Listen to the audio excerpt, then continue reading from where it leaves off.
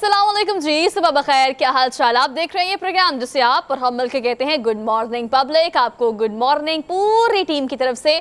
और 5वां रोज़ा आज कैसा गुजरा आपका रोज़ा? कुछ बदले? मेरे ख्याल से तो कोई खासी चीज़ें नहीं बदली। महंगाई भी वैसे है, माशी सूरत हाल भी वैसे है। सैटरडे संडे गुजारने के बाद मंडे को हम आ गए, लेकिन सब चीज़ें जू की तू हैं। तो सवाल ये पैदा होता है कि इलेक्शंस मुलतवी करने के बाद क्या 8 अक्टूबर तक क्या हालात ऐसे ही रहेंगे या हालात बदल जाएंगे? क्योंकि इलेक्शंस मुलतवी इस वजह से किए गए हैं कि हालात अच्छे नहीं हैं, वो सिक्योरिटी सूरत हाल हो या बाकी सारी चीज़ें हों। लेकिन हालात तो अभी भी ऐसे ही हैं। हुकूमती इदारे, सहाफ़ती इदारे, सियासी तबकात में भी लोग अब यही बात कर रहे हैं, क्या इलेक्शंस डिले करने का जो फ़ायदा है वो हो सकेगा? क्या हालात जो अब हैं वो नहीं होंगे, हालात बेहतर हो जाएंगे? लेकिन हालात बदले या नहीं बदले, ये हम हरमीत पारी से भी जान लेते हैं कि इस्लामाबाद की सूरत हाल क्या है। तो लाहौर से आपको सीधा इस्लामाबाद ले जाते हैं और शो में शामिल करते हैं। अस्सलाम वालेकुम हरमीत पाजी, कैसे हैं आप? बताएं, कुछ बदला है इन 3-4 दिनों में? जी वालेकुम सलाम, सत श्री अकाल, गुड मॉर्निंग। आपने तो फरमाया कि जब भी हम वीकेंड की बात करते हैं और वीकेंड शुरू होता है तो हम सोचते हैं कि सैटरडे संडे और उससे पिछला जो हफ्ता है वो कैसे गुजरा था और अब जो आने वाला हफ्ता है या दिन है तो उसमें कितने चेंजेस जो हैं वो आएंगे। लेकिन उमूमन आपको लगता है या हम फिर माजी को ज़्यादा खुशगवार समझते हैं और दिनों को ज़्यादा याद करते हैं क्योंकि जो आने वाला वक्त है वो और कठिन है और मुश्किल है। और महंगाई की आपने बात की तो रिकॉर्ड टूट गए। आप तो ये देख रहे हैं कि ट्विटर पे टॉप ट्रेंड, हाँ हम टॉप ट्रेंड बना सकते हैं लेकिन हम उस पर अमल नहीं करते। उसमें हम फ्रूट्स के बाइकआउट की बात चल रही थी। लेकिन मैं ये देख रहा हूँ कि आप मार्केट में जाएं, आप फलों के का रेट पूछे तो आप हैरान हो जाएंगी कि स्ट्रॉबेरी की क्या प्राइस है, एप्पल की क्या प्राइस है, बनाना आप जो सूखा सड़ा सा मिलता है उसकी क्या प्राइस है। तो इस किस्म की सिचुएशन है। इसी तरह फिर बाकी टमाटर जो 70 रुपए किलो था आज 120 और 130 रुपए का मिल रहा है। आलू और प्याज को तो आप भूल जाएं। तो वर्स्ट किस्म की सिचुएशन है। अच्छी चीजें हम माजी में हमने देखा, रमजान बाजार आता था तो इंतजार होता था कि वहां से आटा, घी, चीनी, टमाटर, प्याज, ब्रेड, चिकन, ये सारी चीजें वहां से कहीं ना कहीं मयारी कीमत में हमें मिलती और चीजें मयारी होती थी। लेकिन अब हम देखते हैं कि रमजान बाजार भी नहीं लगाए गए इस बार। और जो आटा मिल रहा है वो जो सस्ता आटा और फिर जो मुफ्त आटे की बात हो रही है तो उसमें दर्जनों जो है वो जाने चली गई हैं लाइनों में। जिस किस्म से लोगों को पुलिस जिस तरह उन पे लाठी चला रही है तो मैं हैरान हूं, परेशान हूं कि रियासत किस तरफ जा रही है। और जिस तरह दावे और जिस तरह वादे और जिस तरह इन्होंने अवाम के साथ बड़े बड़े ये दावे करके आए थे, लेकिन आज सारी चीज़ें बड़ी अजीब हैं। और फिर हम इनके बयानात को देखते हैं, मुझे तो हैरानी हो रही है कि आत्मा जो है, ज़ियाउल हक की आत्मा दोबारा जिंदा हो रही है। कल आपने राना सनाउल्लाह का बयान सुना होगा, मुख्तलिफ टेलीविजन की स्क्रीन पर चल रहा था। मरियम नवाज साहब का बयान आपने सुना होगा। तो अंदाज़ा मुझे वही हो रहा है कि बहुत आप कुछ कर लें, बहुत सोच विचार बदल लें, लेकिन कहीं ना कहीं डीएनए का प्रॉब्लम होता है, वो असर दिखाता है। और वो आहिस्ता आहिस्ता वही जनरल ज़ियाउल वाला जो डीएनए है ना वो असर दिखाना शुरू हो गया।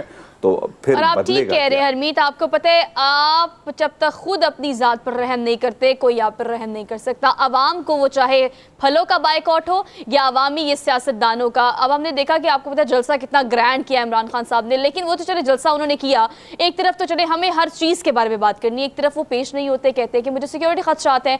हाँ अलबत्ता सिक्योरिटी खदशात के पेश नज़र ही तमाम तर सिक्योरिटी इंतजाम करने के बाद जब वो जलसे में पहुंचे तो जो अवाम वहाँ पहुंची वो तो पहुंची, लेकिन लाहौर ये जो लाहौर में रहते हैं ना हरमीत, उनको पता है कि हर एक मकाम पे आप एक शहरा से निकल के दूसरे शहरा पे जाते हैं तो जाने से पहले आपको पता लगता है कि वहां तो बहुत सारी हर्डल्स हैं।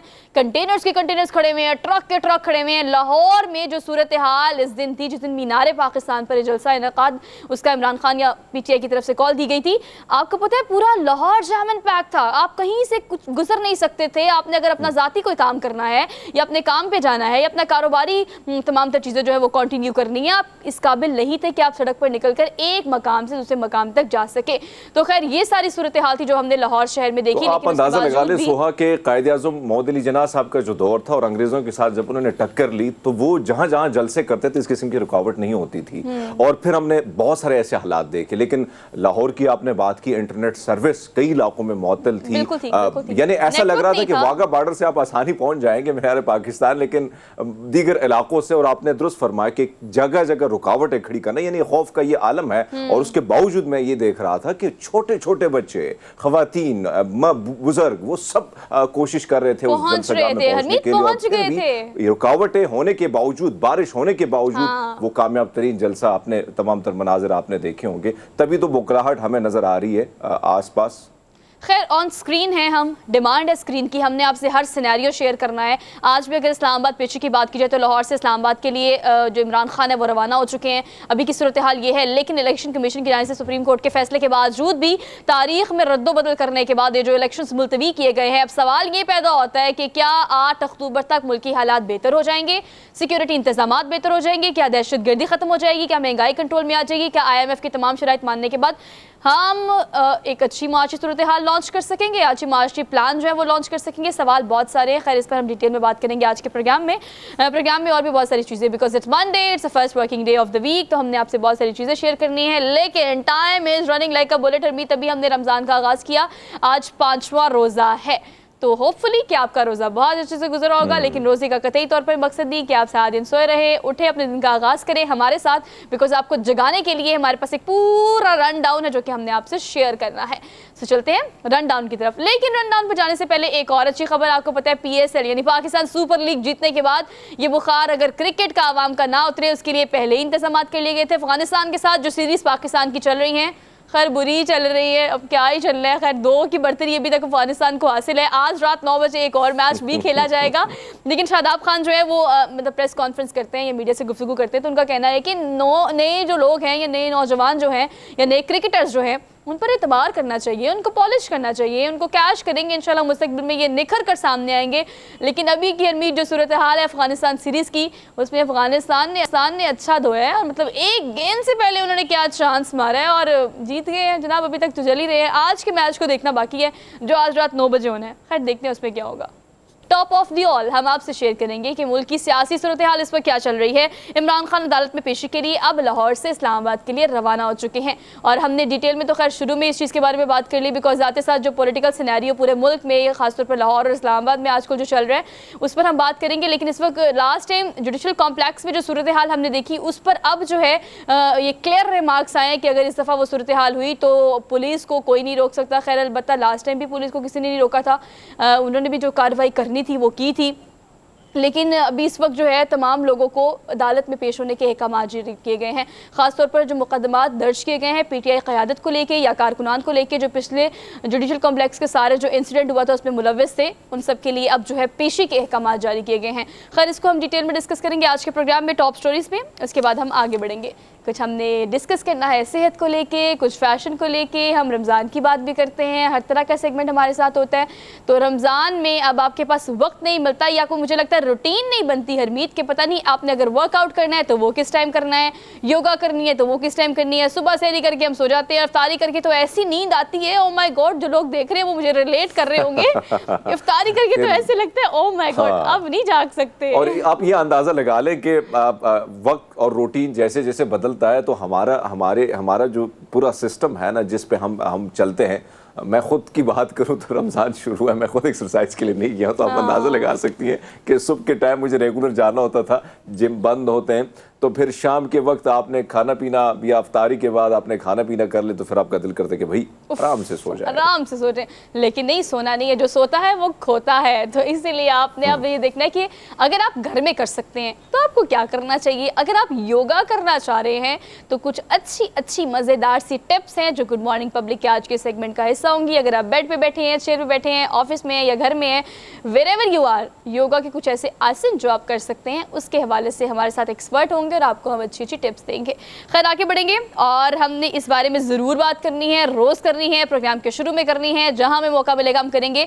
महंगाई की हम बात करेंगे क्योंकि हरमीत पाजी तो खासतौर पर आपको पता है जब आप फील्ड में जाते हैं और आपके मुख्तलिफ रिव्यूज़ हैं, मुख्तलिफ शॉर्ट्स जो हम पब्लिक TV के पेज पे देखते हैं ना, तो हमें इस बात का अंदाज़ा होता है कि अवाम बिलख रही है, अवाम रो रही है। रमज़ान के महीने का जो तक़द्दुस है, जो सुकून है, जो उसकी रूह है, उसको सही से इंजॉय नहीं कर पा रहे, क्योंकि हर रोज़ सुबह उठकर ये फिक्र होती है कि आज इफ्तार में क्या बनेगा, और इफ्तार में जो बनेगा उसके लिए अगर हम सादी रोटी की बात करें तो बार बार हम इस चीज़ के बारे में बात करते हैं कि एक तो आटा मिल नहीं रहा, ऊपर से मुफ्त मिल रहा है, तो उसके लिए जो कतारें लगी हैं उसमें लोगों को देखें, जिस तकलीफ़ का अंदाज़ा हमें होता है, उस तकलीफ़ से वो गुजर रहे होते हैं, शायद हम देखकर अंदाज़ा नहीं कर सकते। और फिर हरमीत, एक और अहम बात, जो आटा मिलता है उसकी सूरत हाल क्या होती है? जो आटा मिलता है वो इस काबिल नहीं होता कि उसको खाया जाए। एक तो इतनी तगड़ो, इतनी कोशिश के बाद, इतनी मुशक्क़त के बाद आप आटे का थैला लें, वो जो कि बराए नाम मुफ्त है या फिर वो डिस्काउंट के साथ है, लेकिन उसके बाद उसकी सूरत हाल ऐसी है कि घर वाले सारे मिलकर उस आटे को नहीं खा सकते, जो कि सेहतमंद नहीं है। खैर, इसके बारे में हम डिटेल में बात करेंगे। Last but not the least, हमसे एक मुलाकात करानी है खानपुर के एक रिहायशी से। अब आप देख रहे होंगे खानपुर के रिहायशी जो है उसकी क्या स्टोरी होगी। आपको पता है कि एक बाहिम्मत ऐसा शख्स जिसके हाथ नहीं हैं, जो हाथों से महरूम है, लेकिन उसके बावजूद भी वो मिसाल है उन तमाम लोगों के लिए जो एक मुकम्मल इंसान कहलाते हैं, जिनके हाथ पाँव पूरे हैं, आंखें कान हर चीज़ सलामत है, लेकिन उसके बावजूद भी 1001 एक्सक्यूज़ है हमारे पास कि हम ये क्यों नहीं कर सकते, वो क्यों नहीं कर सकते।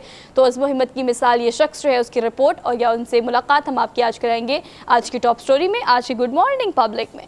अच्छा जी, आगे बढ़ते हैं, चलते हैं उस पूरे सेगमेंट की तरफ जिसका आप और मैं बड़े डिटेल से तबसरा भी करते हैं और इन्जॉय भी करते हैं। होपफुली कि आप लोग भी बहुत इन्जॉय करते होंगे डेली डोज को।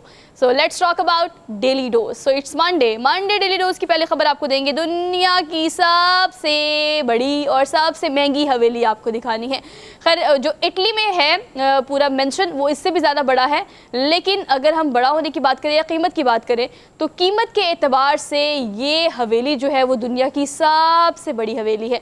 अब दुनिया की सबसे बड़ी हवेली की कीमत क्या है? कीमत आपको बता देते हैं Harmeet, $30 crore. Oh my God, $30 crore का मतलब ये है कि पाकिस्तानी रुपीस जो बनते हैं वो 84 अरब रुपए बनते हैं। कितने मसले हमारे हल हो जाए, आप सोचें। हम तो माशी सूरत हाल को डिस्कस करते हैं, जो भी ऐसी खबर आती है हम यही सोचते हैं इतने पैसे आए हुए, फिर बजाय यहाँ से हमें आ जाए तो हम क्या ही करेंगे। खैर, ये 1880 की मैं बात कर रही हूँ, 1818 मतलब 1818 की मैं बात कर रही हूँ, जब ये मेंशन जो है बनाया गया, और उसके बाद मुख्तलिफ मालिकान इसके रहे। मतलब अगर हम बरतानिया की बात करें तो वहाँ की रॉयल फैमिली ने भी इसको ऑन किया, वो लोग भी रहे। एक टाइम पे आके इसको एज ए यूनिवर्सिटी और कॉलेज भी इस्तेमाल किया गया।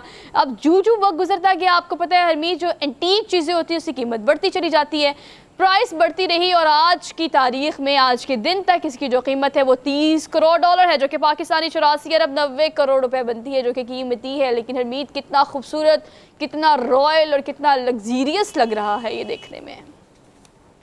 बिल्कुल, आपने दुरुस्त फरमाया कि अगर हवेली को हम देखें जिस तरह डिज़ाइन किया गया, और फिर सबसे बड़ी बात यह है कि 1 सदी से ज़्यादा इसकी तारीख़ है, और उस सदी में आप देखें कि मुख्तलिफ़ लोगों का यहाँ रहना, यहाँ मुख्तलिफ़ बादशाहों के साथ साथ मुख्तलिफ़ उन लोगों का जो रईस थे और उनकी जो तर्ज़ ज़िंदगी थी वो काफ़ी मुख्तलिफ थी एक आम आदमी से, वो यहाँ रहें। और फिर आपने दुरुस्त फरमाया कि कहीं ना कहीं इस किस्म की एंटीक्स हवेलियाँ जितनी भी हैं, अनफॉर्चुनेटली हमारे पास बड़ी खूबसूरत हवेलियाँ मौजूद हैं, लेकिन उनको अगर देखा जाए तो या तो ख़ानदानी झगड़ों की वजह से वो खंडरात में तब्दील हो रही हैं, या कुछ जिस पर सरकारी जो है मैं कब्ज़ा कहूँगा, तो उस पर भी उस तरह काम नहीं हो रहा है। लेकिन हाँ, इसको एंटीक्स के तौर पर अगर इस्तेमाल ये किए जाते तो हमारी फिल्म इंडस्ट्री को अगर हम देखें या दीगर चीज़ें देखें तो उसके लिए भी ये करामत साबित होती है। लेकिन बहरहाल इस हवेली की अगर मैं बात करूँ तो कीमत वाकई में बहुत ज़्यादा है, और मेरे ख्याल में सबसे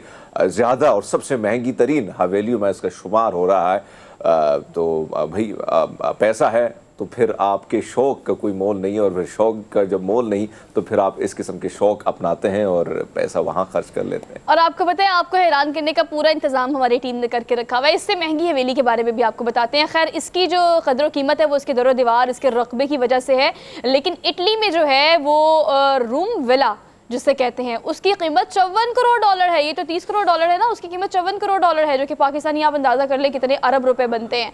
लेकिन उसकी कीमत, हम रूम विला की बात कर रही हूँ, उसकी कीमत इसलिए ज़्यादा है क्योंकि वहाँ पर अंदर मौजूद पेंटिंग्स बहुत महंगी हैं, यहाँ पर अंदर मौजूद जो इंटीरियर है वो बहुत महंगा है। लेकिन ये जो है वो ज़्यादा बड़ी और महंगी हवेली इसलिए कहलाती है क्योंकि इसके अंदर पेंटिंग्स के अलावा अगर हम इसकी सिर्फ कंस्ट्रक्शन की बात करें, इंफ्रास्ट्रक्चर की बात करें, रकबे की बात करें, मेंटेनेंस की बात करें, तो उसके एतबार से ये सबसे पुरानी और सबसे प्यारी और ख़ूबसूरत और महंगी तरीन हवेली है। खैर आगे बढ़ते हैं, अगली ख़बर आपको देते हैं। अगली ख़बर हम देंगे आपको मियाँ मिट्ठू की। मियाँ मिट्ठू क्या करते हैं हम आपको बताते हैं। वैसे तो इंसानों की नकलें करते हैं, लेकिन आज के मियाँ मिट्ठू भी काफ़ी प्रो हो गए हैं। क्योंकि प्रो इसलिए हो गए बिकॉज वो डिजिटल एरा में जी रहे हैं तो डिजिटलाइज हो गए हैं। अब ये टैबलेट चलाता हुआ तोता जो है, इसकी वीडियो इंटरनेट पे वायरल हो गई है। और वायरल सिर्फ इसलिए हुई है बिना अपने जैसे तोतों को यूट्यूब पे देखने के लिए बड़ी आराम से अपनी चोंच को टैब पे मारते हैं और कोई क्लिप लगा लेते हैं और उस क्लिप पे अपने हम शक्ल या अपने हम दोस्तों को देखकर बड़ा एंजॉय करते हैं। और खैर ये जो आपको पता है तोते तो खासतौर पे पेट रखे होते हैं। हरमीत कभी पेट रखे हैं आपने तोता? हाँ मैंने रखा है, गांव में रखा था और बड़े प्यार से, और उसको बातें भी बहुत सारी सिखाई थी। गांव में वैसे ही चीज़ें का ख्याल भी बहुत अच्छे तरीके से रखा जा सकता है और बहुत सारी ऐसी चीज़ें जो खुराक के लिहाज से या आसपास, और घर भी बहुत बड़े होते हैं हमारे गांव के जो होते हैं। तो ऐसे में बहुत सारी चीज़ें, तो मैंने अभी भी मैं गया था घर तो खरगोश पूरा घर का हुलिया ही उन्होंने बदल दिया है। तो इस किस्म की चीज़ें वैसे बहुत ज़्यादा रखी जाती हैं। लेकिन हाँ ये आप देखें ना, वैसे तो अगर हम देखें यूट्यूब को अगर आप खोलें तो मैं देखता हूँ कि पेट्स के जितने भी शौकीन हैं, एक तो उन्होंने मुख्तलिफ जो वीडियोस बनाई हैं और फिर वीडियोस देखने वाले जो हैं उनकी भी एक बहुत मिलियंस में तादाद है। तो एक तरफ तो वो अलग से इनकम आ रही है, फिर वो शौक भी पूरा है। लेकिन यहाँ पे मियाँ मिट्ठू जो है वो भी सोच रहे हैं क्यों ना मैं अपना हमशक्ल या अपनी हमशक्ल कोई देखूँ और अपना टाइम उसी पे गुजारूँ, उसको देख के। और वो जो नखरे हैं वो भी उनसे ही वो सीखने की जाहिर बात है। हम देखते हैं कि मियाँ मिट्ठू जितने भी होते हैं ना वो बड़े तेज होते हैं, बड़ी चीज़ों को बड़ी तेज़ी से वो गेन कर लेते हैं। तो मेरे ख्याल में नेक्स्ट टाइम जब नई वीडियो हमारे प्रोड्यूसर साहबान लेके आएंगे तो इसमें इस मियाँ मिट्ठू के नखरे हजार होंगे। अच्छा, नखरों के एतबार से, शरारतों के एतबार से, अपनी अटकेलियों के एतबार से आपको होता है मियाँ मिट्ठू तो हमेशा बड़े मशहूर रहे हैं। बच्चे इनको घर में पेट इसलिए भी रखते हैं कि वो मतलब बोल भी सकते हैं ना इंसानों की तरह, इंसानों की नकलें भी करते हैं। तो मिमिक्री के ये एक्सपर्ट होते हैं, इसलिए शायद लोग बड़ा एंटरटेन होते हैं इनसे। लेकिन नहीं जनाब, आजकल के डिजिटल एरा के ये मियाँ साहब हैं और इन्होंने जो है उन्होंने कहा मियाँ मिट्ठू क्या बोलना, चूरी खाना क्या बोलना, चलो अपनी चोंच से टैबलेट ही चलाते हैं और अपने जैसे यूट्यूब पे जो भी कंटेंट हमारे से मुताल्लिक पड़ा हुआ है उसको देखते हैं। तो खैर ये काफ़ी इन्जॉय कर रहे हैं। इनके जो ऑनर हैं उन्होंने इस वीडियो को बनाया, सोशल मीडिया पे डाल दिया, लोगों ने देखा, एंजॉय किया। और जनाब आजकल होता तो हरमीत यही है, सोशल मीडिया एक दफ़ा खोल लो सही, स्क्रॉल अप करो, स्क्रॉल डाउन करो, 2 घंटे कहाँ गए आपको पता ही नहीं चलता। ऐसी वीडियोस, ऐसा सोशल मीडिया पे कंटेंट पड़ा होता है कि बस आप अपनी रियल लाइफ तो भूल ही जाते हैं। लेकिन ज़रा ये पॉज लगाया करें और रमज़ान में ख़ास तौर पे फ़ोन को साइड पे रख दिया करें। ये बहुत बड़ा फितना है जिसका अंदाज़ा हमें नहीं हो रहा फ़िलहाल। अच्छा जी, आगे बढ़ते हैं, अगली खबर आपको देते हैं। अगली खबर हमने आपको देनी है एक ऐसी खातून की जो एक मतलब अगर मैं अंदाज़ा करूँ उस खातून का, तो पहले तो हम उस सोच की बात करते हैं ना कि जिस सोच के तहत उन्होंने ये सोचा, जब ज़िंदगी में पहली दफ़ा उन्होंने खून अतिया किया तो उस टाइम ही इस चीज़ का अहद कर लिया था कि मैं जब तक ज़िंदा रहूँगी मैं खून अतिया करती रहूँगी। मुसलसल 6 दहाइयों से, कैन यू इमेजिन, 6 डेकेड्स की बात कर रही हूँ मैं, 6 दहाइयों से खून अतिया करने वाली ये खातून जो है वो उसने अब Guinness book of world record में अपना नाम बना लिया। और हरमीत इस बारे में कहा भी जाता है कि आपको खून अतिया करना चाहिए, ना सिर्फ इसलिए कि खून के अतियात की मुख्तलिफ बीमारों को ज़रूरत होती है, इसलिए भी कि आपकी हेल्थ के लिए भी बहुत अच्छा है। लेकिन इन्होंने ऐसी रिवायत डाली है कि अब तक उसको कंटिन्यू किया है। वैसे मैं समझता हूँ कि ये बहुत अच्छा काम है। मैं खुद भी जब भी थैलेसीमिया की टीमें आती हैं और मैं हर 3 तो नहीं 4 महीने बाद जो है मैं डोनेशन ब्लड की, क्योंकि हमें पता है कि किसी को बहुत ज़्यादा ज़रूरत है। तो मेरे ख्याल में ये जो तरीक़ाकार है उन्होंने अपनाया और 6 दहाइयों से मुसलसल वो ब्लड डोनेट कर रही हैं। किसी का भला हो तो इससे और बड़ी बात क्या हो सकती है कि आपके डोनेट करदा ब्लड से किसी की जान बच सकती है, किसी को एक हफ्ता भी ज़िंदगी का वक्त अगर मिलता है तो और क्या बात हो सकती है। तो मेरे ख्याल में जितने भी व्यूअर्स हैं हमारे देखने वाले हैं, और आपने दुरुस्त फरमाया कि जितने भी हम डॉक्टर साहिबान को लेके अपने शोज़ में, तो वो हमेशा ये फरमाते हैं कि भाई 3 महीने बाद जो है आप ज़रूर अपना ब्लड डोनेट करें, इससे बहुत सारे फ़ायदे हैं, बहुत सारे फ़ायदे। कहीं ना कहीं हमारे बहुत सारे दोस्त ये सोचते हैं कि ब्लड डोनेट करने से पता नहीं हम बहुत ज़्यादा वीक हो जाएंगे, कमज़ोर हो जाएंगे। ऐसा नहीं है, बल्कि एक फ़्रेश ब्लड दोबारा जो है वो बनना शुरू हो जाता है। और मेरे ख्याल में किशोर की लाइफ भी इसके साथ साथ जुड़ी होती है, तो मेरे ख्याल में करना चाहिए इस पर अमल। और ये एक अच्छा पैगाम है जो उस खातून की जानिब से, और मुसलसल वो उस पर अमल भी कर रही है। और हरमीत आप ये देखिए कि मुसलसल ब्लड सर्कुलेशन तो आपकी बॉडी में रुकने से रही, तो ऑब्वियसली वो बनता रहेगा और सर्कुलेशन होती रहेगी, तो ये खून अतिया करना भी चाहिए। वैसे भी बहुत सारे लोगों को इस चीज़ की ज़रूरत होती है, तो आप इस काम को कम से कम कुछ अरसे बाद ज़रूर करें। खैर, इस खातून की हम बात करें तो 203 यूनिट्स अब तक ये अतिया कर चुकी हैं, और एक यूनिट में आपको पता है हरमीत मैक्सिमम जो है वो कहा जाता है कि 1/2 लीटर तक खून होता है। तो ये जो है वो अब तक आप सोचें कि इसकी तादाद कितनी ज़्यादा हो गई होगी, और ऑब्वियसली इतना रिकॉर्ड करने के बाद गिनीज बुक वर्ल्ड रिकॉर्ड में इनका नाम दर्ज कराना तो बनता है। जवानी से शुरू किया, और आप देखें ना इस पिक्चर में बुढ़ापा आया हुआ है, लेकिन उनका जज्बा और उनकी डेडिकेशन जो है वो इस चीज़ को लेके, इस नोबल कॉज को लेके वैसी की वैसी है। खैर, आगे बढ़ते हैं, अगली खबर आपको देते हैं। अगली खबर जो है, रोज़ों में वैसे इस खबर से परहेज़ करना चाहिए था हमारी टीम को, लेकिन नहीं, हमारी टीम ने आपको फैसिलिटेट करना है पूरा। अगर आप भारत में हैं तो जनाब, अगर आपका रोज़ा है और आप इधर उधर से कहीं गुजर रहे हैं और आपको लग रहा है कि इफ्तार होने वाला है, तो कोई मसला मसाइल हो सकता है, खाना कहीं से ना मिले, तो अब आपने ATM बिरयानी मशीन पे जाना है। मतलब ATM से आपने नॉर्मली ATM आता है, आपके दिमाग में तो पता होता है कि आपको ऑटोमेटिकली पैसे मिलेंगे, आप कार्ड डालेंगे और आपको पैसा मिल जाएगा, लेकिन ये ATM मशीन ऐसी है जिसमें आपको पैसे की जगह बिरयानी मिलेगी। और बिरयानी कैसे मिलेगी आपको मैं बताती हूँ। आप अगर टैब देखिए ऑन स्क्रीन आपको नज़र आ रहा होगा, स्क्रीन पे आप जाते हैं, कार्ड बना होता है, उस कार्ड को आप मशीन के अंदर डालते हैं, और उसके बाद आप अपनी रिक्वायरमेंट्स लिखते हैं कि आपको बिरयानी चाहिए, आपको कितने की चाहिए, आपको विदाउट पीस चाहिए, पीस के साथ चाहिए, रायता चाहिए, नहीं चाहिए, साथ सैलड चाहिए, नहीं चाहिए, जो भी आपकी रिक्वायरमेंट है, जो नॉर्मली आप ऑर्डर में देते हो जब ऑर्डर आपने कभी किसी रेस्टोरेंट में जाकर करना होता है। और उसके बाद थोड़ी देर बाद नीचे से जब आप बॉक्स खोलेंगे तो बिरयानी का डब्बा पड़ा होगा हरमीत। क्या बात है, क्या बात है। मैं जब नया नया बाहर गया तो मैं ये सोच रहा था, मुख्तलिफ इस किस्म की ATMs हमें नज़र आती थी, और हम सोचते थे कि भाई क्या बात है, आसपास शॉप भी नहीं है, दुकान भी नहीं है, हाँ, ATM तो सेट डाल के हमें वहाँ पे हर चीज़ की जो प्राइस है वो लिखी होती थी। और क्योंकि उस ज़माने में वहाँ पे भी ये नई चीज़ें आई थी सारी, ये मशीनें, तो बड़ी आसानी होती है कि आपको ज़्यादा प्यास लगी है, आपको भूख लगी है, आपका दिल चाह रहा है कि भैया कुछ खा लें, कुछ मज़े का क्रिस्पी सा खा लें, तो भाई आप बड़े आसानी से जो है पैसे डालें और वही चीज़ आपको with in seconds, with in 1 minute आपको वो सारी चीज़ें मिल जाती हैं।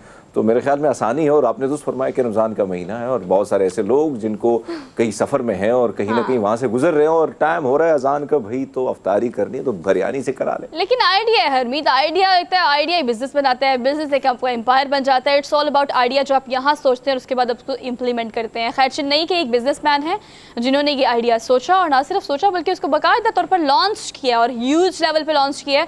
ये जो ATM मशीन्स आप देख रहे हैं, they are doing really good और बड़ा एक्टिवली काम कर रही हैं।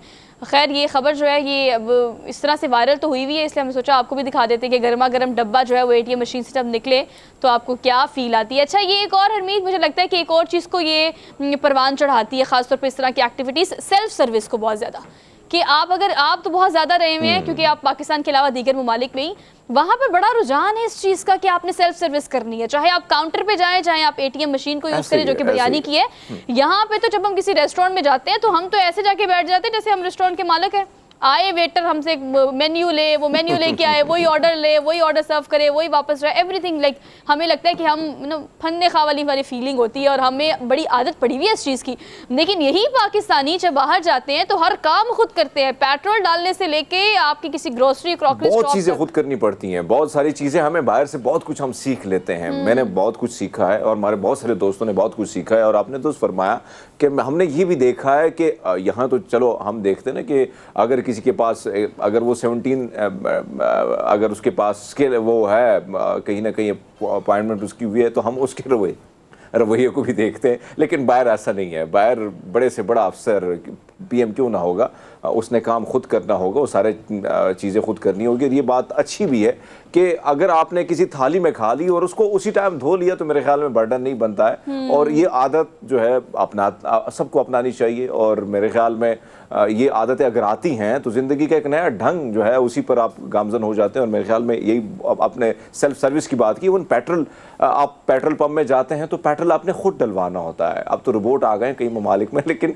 खुद डलवाना होता है। इधर तो फिर भी हमें इंतजार करना पड़ता है। बात आपकी दुरुस्त है कि ये आदतें बदलनी होगी मुल्क को अगर तरक्की की राह पर या अपनी ज़िंदगी को आसान बनाने के लिए और किसी और की ज़िंदगी में मुश्किलात को कम करने के लिए। तो बहुत सारी चीज़ें हम खुद भी कर सकते हैं अगर हम करना चाहें। और इसमें महकमा जात या हुकूमतों के अलावा जिस चीज़ का अहम रोल है वो आपकी इंडिविजुअल पर्सनालिटी है। इनफरादी तौर पर अगर आप सेल्फ सर्विस या अमेरिकन सिस्टम को फ़रोग देंगे या खुद आप इस चीज़ की बुनियाद डालेंगे अपने घर में, या अगर आप किसी सोशल सर्कल में है या फिर आप खुद मतलब ओबियसली स्कूल कॉलेज यूनिवर्सिटीज़ बड़े सारे प्लेटफॉर्म ऐसे हैं जहाँ पर आप इस चीज़ को प्रैक्टिस कर सकते हैं। तो ग्रेजुअली शुरू करें, लेकिन खुद करें, अपना काम खुद करें। ये तो वैसे भी अहकामात है, इससे आपको ही फ़ायदा होगा, किसी को क्या फ़ायदा होना है। तो इनफरादी तौर पर आप इस चीज़ को इनिशिएट ज़रूर करें। खैर आगे बढ़ते हैं, आखिरी खबर आपको देते हैं। अगर आखिरी खबर जो है वो भी किसी चीज़ की बुनियाद ही है। अब किस चीज़ की बुनियाद है मैं आपको बताती हूँ। शादी में आप जाएं और वो शादी हरमीत सबसे अच्छी शादी कहलाती है जहाँ पर 1001 डिशेज़ हो, मशरूबात एक से बढ़कर एक हो, वो ड्रिंक्स हो, सॉफ्ट ड्रिंक्स हो या फिर आपके दीगर मशरूबात हो। या आपको पता है अगर हम पाकिस्तान के अलावा दीगर ममालिक की बात करें जो कि मुस्लिम ममालिक नहीं है, तो वहाँ पर ड्रिंक्स या अल्कोहल का बड़ा रुझान है। लेकिन शादी के मेन्यू में आप इमेजिन करें कि आपको अगर बेसिक वैसे बात करें कोल्ड ड्रिंक्स के बजाय उसको रिप्लेस करके सिर्फ आपको सादा पानी दिया जाए। वाह, ये क्या बुनियाद रखी है कपल ने। और इस कपल ने जो है वो इसको इनिशिएट इसलिए किया क्योंकि महंगाई की हम इतनी बात करते हैं। तो महंगाई सिर्फ पाकिस्तान में नहीं है हरमीत, इस वक्त जो क्लाइमेट चेंज समेत महंगाई की जो एक वेव है वो पूरी दुनिया को कवर किए हुए है। आप लंदन की बात कर लें, बरतानिया की बात कर लें, वहाँ पर मेरे कुछ जानने वाले हैं, उनसे जब हरमीत हमारी बात होती है तो वो हमें बताते हैं कि तारीख में वहाँ भी कभी ऐसा नहीं हुआ कि प्राइसेस इतनी ज़्यादा बढ़ी हो हर चीज़ की। तो महंगाई पूरी दुनिया में आपकी बात दुरुस्त है। पर गुज़िश्ता रोज़ की बात है, मैं मेरे कज़न है डॉक्टर है इंग्लैंड में, तो मैंने पूछा कि भाई क्या सूरत हाल है। तो उसने मुझे कहा कि हरमीत 700 पाउंड का जो मेरे पास फ्लैट था, अब मुझे भाई नोटिस आया कि नेक्स्ट मंथ से आपने 1100 पाउंड भरने। और इसी तरह गैस दीगर चीज़ें, तो हर चीज़ पूरी दुनिया में आपने तो फरमाया क्लाइमेट चेंज के बाद बहुत सारी चीज़ों में तब्दीली आई है और महंगाई उरूज पर है। इसी तरह शादी का ये जो पैगाम है हम सब के लिए कि बहुत सारी चीज़ें बड़ी आसानी से हो सकती है, तो वाई नॉट हम चाहे 10 डिशेस के बजाय 2 3 4 बड़े मज़े की डिश बना लें, 2-3 बना लें लोग। हाँ, ये जो हमारे पास हमारी सोच बनी हुई कि लोग क्या कहेंगे, लोगों का काम होता है कहना। अगर इसकी फिक्र आप करते रहेंगे तो मेरे ख्याल में दुनिया में या ज़िंदगी में आगे बढ़ना बड़ा मुश्किल हो जाता है। लेकिन एक अच्छा पैगाम है कि आप बाहर दुनिया में हम देखते हैं, बल्कि पाकिस्तान में भी ऐसा है। ऐसा नहीं है कि हम कहें कि हाँ ड्रिंक्स का रुझान जो है, यहाँ को ड्रिंक्स आम शादियों में हमें दिखने को मिलती हैं, बड़ी बड़ी शादियाँ हो तो फिर वो ड्रिंक्स भी पड़ी होती हैं। तो इन चीज़ों के बजाय सादा पानी सेहतमंद भी है, आपके लिए भी अच्छा है, कहीं ना कहीं मोटापे से भी बचाता है, कहीं ना कहीं आपको फायदा पहुंचाता है, आपके चेहरे पे ग्लो पैदा करता है। तो मेरे ख्याल में कोल्ड ड्रिंक के बजाय या किसी और ड्रिंक के बजाय अगर आप जाते हैं तो पानी शुरुआत है मजे से। लेकिन अमीन जो आप कह रहे हैं ना कि ये लोग क्या कहेंगे, भाई ऐसा नहीं कि लोग ऐसा मौका जो है वो मिस कर दें। लोगों ने कहा, अब इस कपल ने इनिशिएट किया कि अपनी शादी में जो ड्रिंक्स हैं यानी मशरूबात है उसको रिप्लेस करके सादा पानी की बोतल सर्व की। लेकिन वहाँ मौजूद रिश्तेदार और दोस्त बात जो आए उन्होंने एतराज़ किया जनाब इस बात पे। लेकिन मैं इस खबर को ना इस बात पे एंड करना चाहती हूँ और कंक्लूड करना चाहती हूँ कि यकीन करें हम जिस जगह जी रहे हैं, जिस जगह रहते हैं, हमें एक दूसरे से इतना खौफ हो गया ना हरमीत, हम खौफ की दुनिया में इस वक्त जी रहे हैं। हमें खौफ है लोग क्या कहेंगे, हमें खौफ है रिश्तेदार क्या कहेंगे, हम एक दूसरे के साथ खौफ में जी रहे हैं। अब तक इस डर से निकले, इस खौफ से निकले। इतनी सी ज़िंदगी है, खौफ में गुजार देंगे तो बाकी क्या बचेगा। निकल आए इस चीज़ से कि लोग क्या कहेंगे। दुनिया का सबसे बड़ा रोग क्या कहेंगे लोग। तो please get rid of this. हमारी हो गई डेली डोज आज की, अब लेनी है ब्रेक और वापस आते हैं। Keep watching good morning public.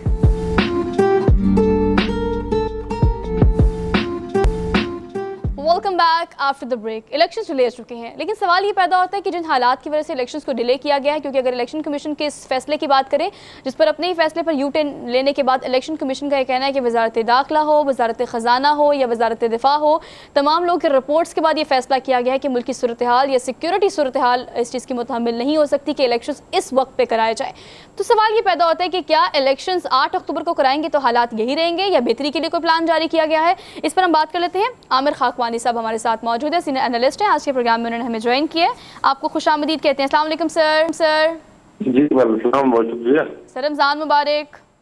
जी जी खैर महाराज। Sir thank you so much for joining us this morning. Sir कहिएगा, सूरत हाल इस वक्त आपके सामने है, जलसा भी इमरान खान साहब ने कर लिया, आज वो पेशी के लिए भी जा रहे हैं, इस जो पूरी पिक्चर है वो काफ़ी हद तक क्रिस्टल क्लियर है, लेकिन इलेक्शन कमीशन का ये जो रीजनिंग देना है कि वजारत दाखिला, वजारत खारजा, वजारत दिफा जो रिपोर्ट जमा कराती है, उसके बाद इस वक्त मुल्क की सूरत हाल ऐसी नहीं कि इलेक्शन अभी हो, तो क्या 8 अक्टूबर तक आपको हालात बेहतर होते दिखाई दे रहे हैं? क्योंकि ख्वाजा आसिफ इस हवाले से कहते हैं मैं कोई गारंटी नहीं देता।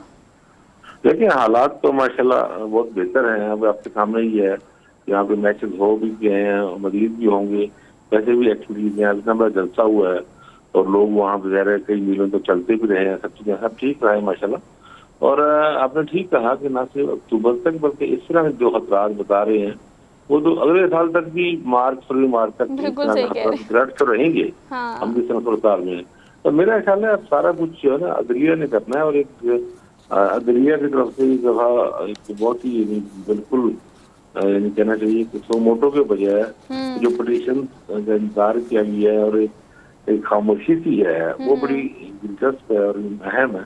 मेरा ख्याल है अदलिया इसकी जरूर नोटिस लेगी और ये कुछ न कुछ हो के रहेगा। अब वो क्या आमिर खाकवानी साहब, आपने कल देखा होगा राना सनाउल्लाह साहब का बयान, फिर मरियम नवाज साहिबा का बयान आपने देखा होगा, और कहीं ना कहीं आपको 85 की दहाई भी याद आई होगी।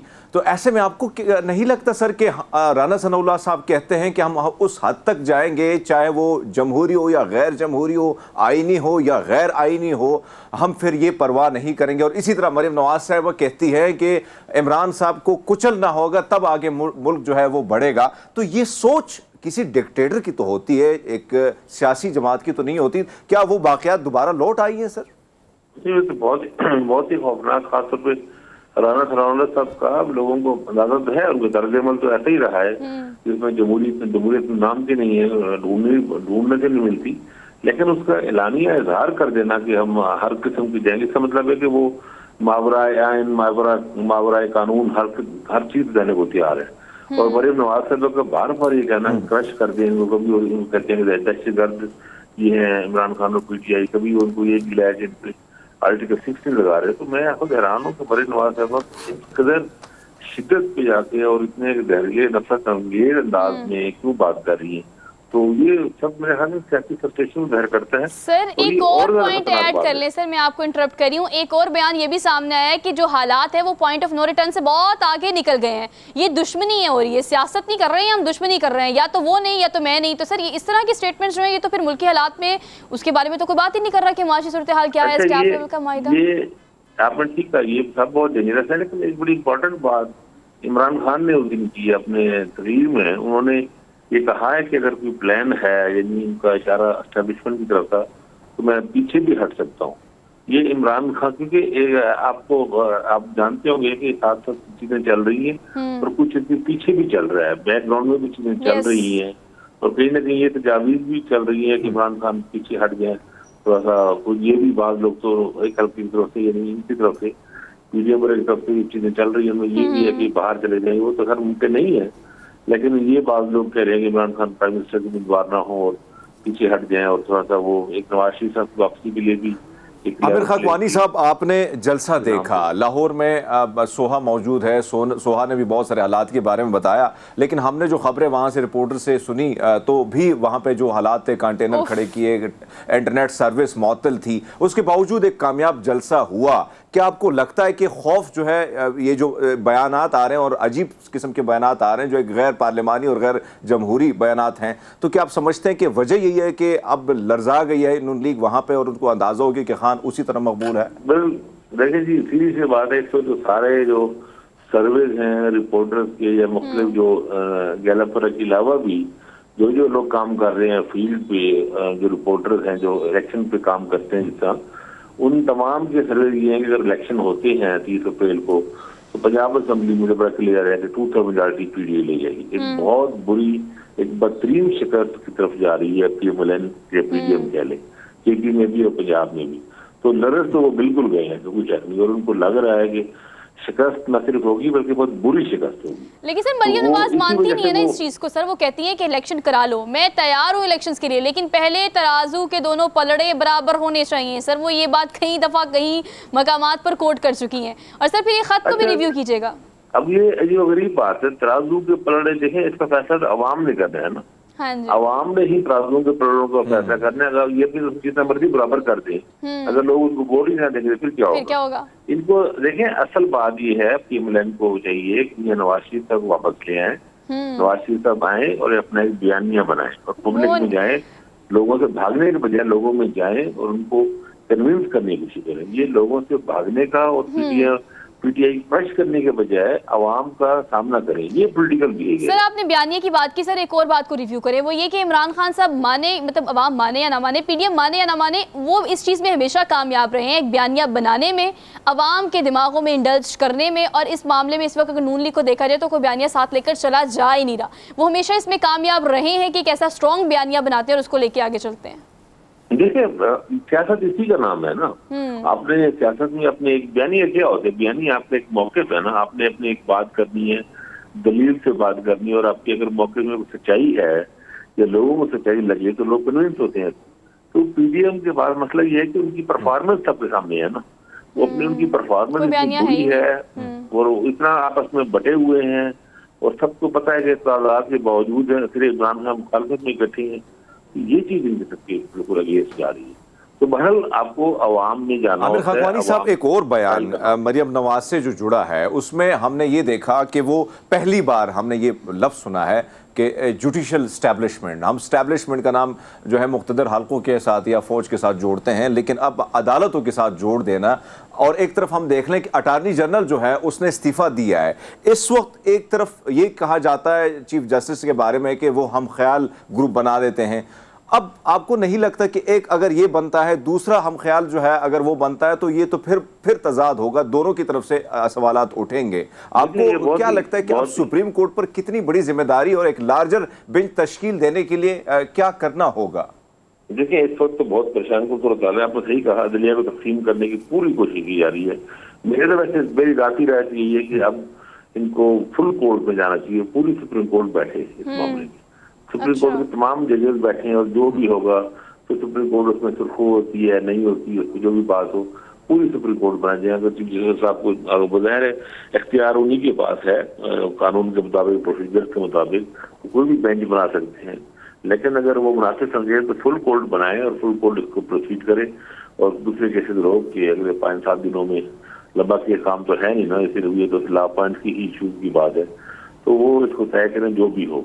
लेकिन मुझे अभी से अंदाजा हो रहा है और आप सबको अंदाजा है कि हुकूमत किसी भी सूरत में इलेक्शन नहीं कराएगी और सब इन्होंने और सर हुकूमत के टारगेट। आमिर खाकवानी साहब, एक और चीज़ जो अगर हम एस्टैब्लिशमेंट की बात करें, चाहे दुनिया भर की बात करें, लेकिन एस्टैब्लिशमेंट से इनकार नहीं किया जा सकता। अगर एस्टैब्लिशमेंट करती भी है कि हम साइड पे हैं, बड़े न्यूट्रल हैं, आपको क्या लगता है? खान की पॉपुलैरिटी है लेकिन वहाँ पे कबूलियत नहीं है। अब आपको क्या लगता है क्या बैकडोर राब्ते हो रहे हैं? खान साहब को उस जलसे में हमने देखा कि एक तो मरियम नवाज को उन्होंने बिल्कुल माइनस किया, बिल्कुल उनके हवाले से जिक्र तक नहीं किया, और फिर हमने ये भी देखा कि कहीं ना कहीं एस्टैब्लिशमेंट पे भी हाथ बड़ा होला रखा। जी बिल्कुल बिल्कुल, आप सही कह रहे हैं, राब्ते हैं जी, राब्ते बिल्कुल चल रहे हैं। और ये अच्छी बात है, इमरान खान ने रिजिडिटी का मुजाहरा नहीं किया हुआ, अपने ऑप्शन खुली रखी हुई है और ऐसा ही करना चाहिए। लेकिन देखिए ना, मैं ये बात फिर कहता हूँ, तशवीश की बात ये है, एक ऐसा लीडर या एक ऐसी पार्टी जिसको बड़े पैमाने में पॉपुलर सपोर्ट हासिल है, उसको रोकने की कोशिश ना की जाए। एस्टैब्लिशमेंट भी ऐसा ना करे और ना कि जो पीडीएम हुकूमत या निगरान हुकूमत या इलेक्शन कमीशन अवाम की ताकत को तस्लीम करना चाहिए और अवाम को ही राय देनी चाहिए। देखिए, अहमियत अवाम की होनी चाहिए, अहमियत एस्टैब्लिशमेंट की या किसी इदारे की नहीं होनी चाहिए। लोगों ने ही फैसला करना है ना, जमहूरियत नाम ही सीखा है ना, जैसे गए मुल्क में जमहूरियत नहीं है। अगर जमहूरियत है तो अवाम ने ही फैसला करना है, उनकी राय, उनका वोट ये होना चाहिए। सर असरात ये भी नजर आ रहे हैं। सर आप ये कहें कि अगर इस सूरत हाल में अगर हमने ख्वाजा आसिफ के पिछले स्टेटमेंट की बात करें तो वो कहते हैं मैं कोई गारंटी नहीं देता कि अक्टूबर तक हालात बेहतर हो जाएंगे और इलेक्शन मेक श्योर 110% के हो ही जाएंगे। सर सदर का टेन्योर खत्म हो रहा है, चीफ जस्टिस का टेन्योर खत्म हो रहा है, इसके बाद आपको लगता नहीं कि अभी तक इनके टारगेट्स में ये भी हो सकता है कि 2-4 महीने और आए करके 2024 में इलेक्शन कराए जाए? बिल्कुल बिल्कुल जी, इसमें कोई शक नहीं है। इलेक्शन तो 2000 अब अगर 8 अक्टूबर ये अगर बात मान ली जाए, हजम हो जाए, तो फिर किसी सूरत में अक्टूबर में इलेक्शन नहीं होगी। क्योंकि अब आप देखें फिर मर्दम शुमारी के हिसाब से ये नई हल्का बंदियां होंगी, हल्का बंदियों की बात आएगी और हल्का बंदियों में काफी टाइम लगता है। तो ये तो फिर मार्च अप्रैल 2024 तक आराम से मामला चला जाएगा, मुमकिन है उससे भी आगे। तो वो तो फिर अब ये अदलिया पर है। आमिर खाकवानी साहब, आपको लगता है कि क्या ये जो सोहा ने सवाल के इसी के साथ जोड़ लीजिएगा कि 4 महीने, और हम ये भी देख रहे हैं कि अक्टूबर से आगे की बातें चल रही हैं, क्या प्लानिंग हो रही है कि नवाज शरीफ साहब के हवाले से ये भी है कि अगर वो आएंगे तो गिरफ्तार हो जाएंगे, तो क्या इसी खौफ के बिना पर वो नहीं आ रहे, और क्या उनके लिए कोई प्लानिंग जो है एक तैयार हो रही है, और जो माइनस खान की बातें हो रही हैं इस पर अमल दरामद आपको कोई सीरियस दिखाई देगा? जी बिल्कुल ऐसा ही है जी। जो इतलात है वो यही है कि नवाज शरीफ साहब चाहते हैं आने से पहले वो तरमीम हो जाए, मामला खत्म, ताहियात नाअहली वाला मामला खत्म हो जाए, सजा खत्म हो जाए और नाअहली खत्म हो जाए, तब मैं हूँ। और वो नवाज शरीफ साहब तो ये कहते हैं कि भाई मैं आ जाऊँ, मेरा मामला ठीक हो जाए तो इमरान खान से मैं मुकाबला कर लूंगा। लेकिन उनके अंदर, पार्टी के अंदर बहुत से लोग चाहते हैं कि इमरान खान नाअहल भी हो जाए और अंदर भी हो जाए और पार्टी को डैमेज भी हो जाए PTI को। फिर यानी लेवल प्लेइंग फील्ड जिससे मरीम नवाज कहती है वो यही है, तराजू की पलट, यानी वो कहते हैं जो हम जिन चीजों को निशाना बने हैं उन सब का PTI भी बने। हालांकि इनके ऊपर केसेस करप्शन केसेस हैं और वो पुराने केसेस हैं, इमरान खान से नहीं बनाए हुए सारे ये मामला थे। तो बहरहाल लेकिन सीरियस सूरत है।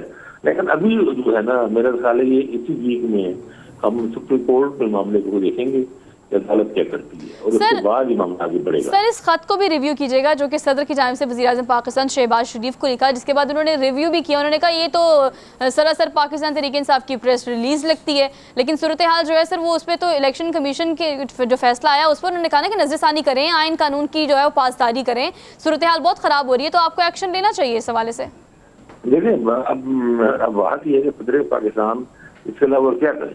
हम सब जानते हैं कि गैर जमहूरी इक़दाम हो रहे हैं, हम सब जानते हैं कि पॉलिटिकल कारकुनों को पकड़ा जा रहा है, टार्चर किया जा रहा है, हर रोज कहीं ना कहीं इमरान खान के पर्चा हो रहा है और उस पर वो देखिए अब आप तो ये नहीं कह सकते कि अदालतों में नहीं जा रहे, हर रोज ही कहीं कि अदालत में जा रहे हैं, जमानतें करा रहे हैं, पेश हो रहे हैं, प्रोसीजर को पेश कर रहे हैं यानी। लेकिन आपको जब किसी के खिलाफ 100 पर्चे कर देंगे तो क्या करेगा बेचारा, वो मुख्तलिफ शहरों में मुख्तलिफ जगहों पर होंगे। तो ये सब कुछ गलत हो रहा है, गलत होता नजर भी आ रहा है। और बिल्कुल आमिर खाकवानी साहब, एक चीज जो हम देख रहे हैं कि इलेक्शन की बात है 8 अक्टूबर की तरफ की तारीख दी जा रही है, लेकिन अगर हम अक्टूबर के महीने को देखें तो पाकिस्तान में ये महीना कहीं अच्छा नहीं रहा है। इसी अक्टूबर के महीने में लियाकत अली खान साहब को शहीद करवाया गया, फिर इसी में मार्शल लॉ भी लगा, इसी में फिर आपको याद है कि एक तबाहकुन ज़लज़ला भी आया था। तो क्या आपको लगता है कि जो हालात बनाए जा रहे हैं, जिस किस्म की बयानबाजी हो रही है, तो क्या अक्टूबर में कोई मामला जो है तशद्दुद या खूनी या ये महीना बड़ा कोई खतरनाक साबित होगा जिस तरीके से लेके जाया जा रहा है? अल्लाह रहम करे। मुझे तो अक्टूबर से पहले खतरा है हालात का। हालात बहुत संगीन है, बहुत ही संगीन हालात है और अक्टूबर तो काफी आगे है। ये तो अगर अगले महीनों में भी खतरा है, रमजान के बाद, ईद के बाद ये मामला बढ़ेंगे आगे। अगर ये अक्टूबर अगर अदलिया मुदाखलत करके अदलिया की वजह से मामला ठीक नहीं होता तो टेंशन और किसी की बढ़ेगी, ज्यादा तहरीक चलेगी, चीजें आसानी से नहीं होंगी, मामला बहुत आगे बहुत ही खराब बिगड़ेगा। तो अभी भी वक्त है कि हमारे इदारे, हमारे जो लोग अहम लोग हैं वो मिल बैठ के फैसला करें, बल्कि दरमियाना रास्ता निकाल लें, कोई दरमियाना से निकाल लें। और PTI में उसके इशारे दे रही है कि वो तैयार है दरमियाने रास्ते के लिए। लेकिन अब इन्होंने करना है ना, यहाँ से ही करना है, हुकूमत और सब कुछ इनके पास ही है। सर हमें अब सारी उम्मीद जो है सर, हमें नहीं, सहाफती हल्कों की अगर हम बात करें, सियासी हल्कों की हम बात करें, आपकी और मेरी बात करें, तो हमें उम्मीद अब सिर्फ सुप्रीम कोर्ट से रह गई है। लेकिन सर हरमीत ने एक टर्म यूज़ की थी जो कि आजकल काफ़ी ज़्यादा यूज़ भी की जा रही है, जुडिशल स्टैब्लिशमेंट। सर हम देखा करते थे कि फांसी में जो भी हुआ, जुडिशल और स्टैब्लिशमेंट हमने देखा कि एक पेज पर थे, एक साथ समझा जाता था कि फैसले एक ही तरफ होंगे। लेकिन इस वक्त आप देखिए कि स्टैब्लिशमेंट एक अलग इदारा बन चुका है और जुडिशल स्टैब्लिशमेंट एक नई चीज़ है जो कि सामने आ चुकी है। अब आप इमरान खान की इसके बाद जो महकमों में और तमाम इदारों में तफर्रुकात आपको नजर आ रहे हैं, सर इसका भी रिजल्ट अभी जो है हमने देखना है। देखिए डिविजनल एस्टेब्लिशमेंट की तरफ इस वक्त तो बिल्कुल ही फिट नहीं होती। इस वक्त तो ये है कि अदलिया में जो खास चीफ जस्टिस साहब हैं उनसे ही उम्मीद है कि वो आइन और कानून की सरबुलंदी के लिए या उसकी पासदारी के लिए कुछ करेंगे। तो मेरा ख्याल है तो पाकिस्तान में मैं तो ये बात कहता हूँ कि तमाम जमीनी कूदें जो है इमरान खान के खिलाफ खड़ी है।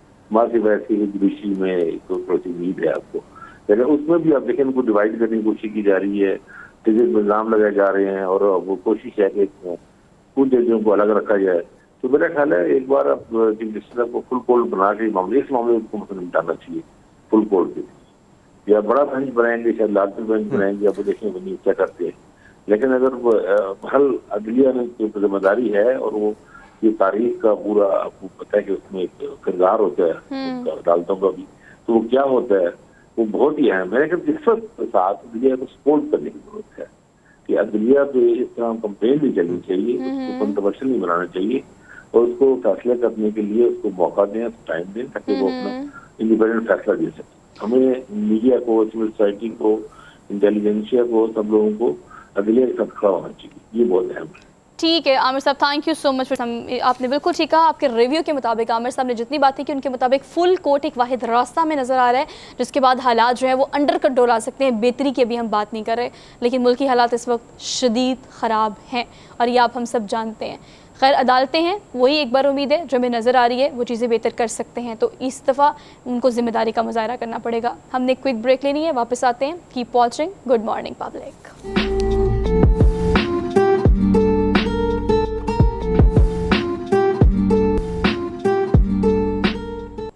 Welcome back after the break. So basically we are in the second hour of the show. और आपको पता है कि रमज़ान में लोग वैसे ये कहते हैं कि रूटीन बड़ी ख़राब हुई है, वो इसलिए बिकॉज आपने खुद ख़राब की हुई है।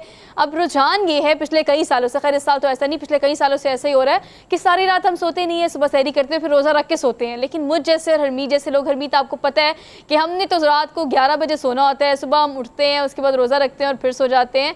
तो हमारी रूटीन तो आज भी वही है, रमज़ान में कोई खासा चेंज नहीं आया। लेकिन आपको भी अगर रमज़ान में, मुझे लगता है कि रूटीन पे आप थोड़ा सा काम करेंगे ना, तो वैसे भी तो कहा जाता है कि ये महीना ऐसा प्रैक्टिस का महीना होता है कि इसमें आप जो करेंगे वो सारा साल फिर आपको प्रैक्टिस करेंगे तो ज़िंदगी बेहतर हो जाएगी, रोज़े के एतबार से भी, हेल्थ के एतबार से भी, डाइट के एतबार से भी। लेकिन इस सारे पूरे के पूरे स्केड्यूल में आजकल वर्कआउट के लिए टाइम निकालना बहुत मुश्किल हुआ है। तो अगर आप जिम नहीं जा पा रहे, क्योंकि एक डेकोरम नहीं बनता कि आपने सुबह में जाना है या शाम में जाना है, अगर आप घर में मौजूद हैं, सुबह उठे हैं, चाहे रोज़ा रख के उठे हैं या रोज़ा इफ्तार करना है, अगर आप ऑफिस में हैं, अपनी चेयर पे बैठे हुए हैं, घर में हैं तो अपने बेड पे लेटे हुए हैं, अगर योगा एक वाहिद ऐसी चीज़ है जो कि शायद आपको वर्कआउट वाली फॉर्म में लेके आ सकती है, या आपका वर्कआउट वाला जो थोड़ा सा वैक्यूम है उसको फिल कर सकती है। लेकिन how to do, what to do, when to do, ऐसे बहुत सारे सवाल हैं। इन सारे सवालों के जवाब हम लेंगे। अरफा अनीस हमारे साथ मौजूद है, योगा एक्सपर्ट है। इन्हें आज के प्रोग्राम में हम वेलकम कहते हैं। अस्सलाम वालेकुम अरफा, कैसी हैं आप? वालेकुम सलाम। Thank you so much for joining us this morning. आपको भी रमज़ान बहुत मुबारक हो। मुबारक। और रमज़ान आ गया और हमने अच्छी अच्छी तैयारियां कर ली इफ्तारियों की हमने फ्रीज़ कर लिए बहुत सारे समोसे पकोड़े, और उसके बाद इफ्तारी में एहतमाम भी पूरा, दस्तरखान भी सजा लिए। नहीं सोचा था इस बारे में कि अगर वर्कआउट करना है तो उसको रिप्लेस कैसे करें, किस चीज़ से करें। वर्कआउट की जगह अगर हमने योगा करनी है तो रमज़ान में किस टाइम पे करनी चाहिए आपको? सबसे पहले तो ये बात अंडरस्टैंड करने की ज़रूरत है कि लोग समझते हैं कि रोज़े में तो हमारा एनर्जी लेवल डाउन हो जाएगा, हमें कुछ हो जाएगा अगर हमने एक्सरसाइज की। तो बेसिकली एक चीज़ जिसकी वजह से रोज़ों की जो साइंटिफिक सिस्टम है वो जानना बहुत ज़रूरी है कि बेसिकली साल में जो एक दफ़ा ये 30 दिन के रोज़े आते हैं वो हमारी मेंटेनेंस के लिए आते हैं, हमारे दिमाग की, हमारे जिस्म की। और जब किसी जगह की मेंटेनेंस करनी होती है, बेशक वो कोई रोड हो, कोई सिस्टम हो, तो उसको पहले बंद करना पड़ता है। तो बेसिकली रोज़ों का मकसद ये है कि जो हम हर वक्त खाते पीते रहते हैं उसको ब्रेक लगाई जाए, ताकि जो मेंटेनेंस का वर्क है, इंटरनल आपके ऑर्गन्स का डिटॉक्स का अमल हो सके, आपके जहन को ब्रेक लग सके, जो कि ऑब्वियसली लगती है। एग्जैक्टली, ट्रैफिक रोक देनी चाहिए, ट्रैफिक रोके बगैर, एग्जैक्टली ट्रैफिक रोके बगैर आप मेंटेनेंस नहीं कर सकते हैं। तो ऐसे में वैसे तो वर्कआउट, योगा और डिफरेंट एक्सरसाइज बहुत ज़्यादा ज़रूरी है बॉडी के लिए, लेकिन रोज़ों में उससे भी ज़्यादा ज़रूरी है।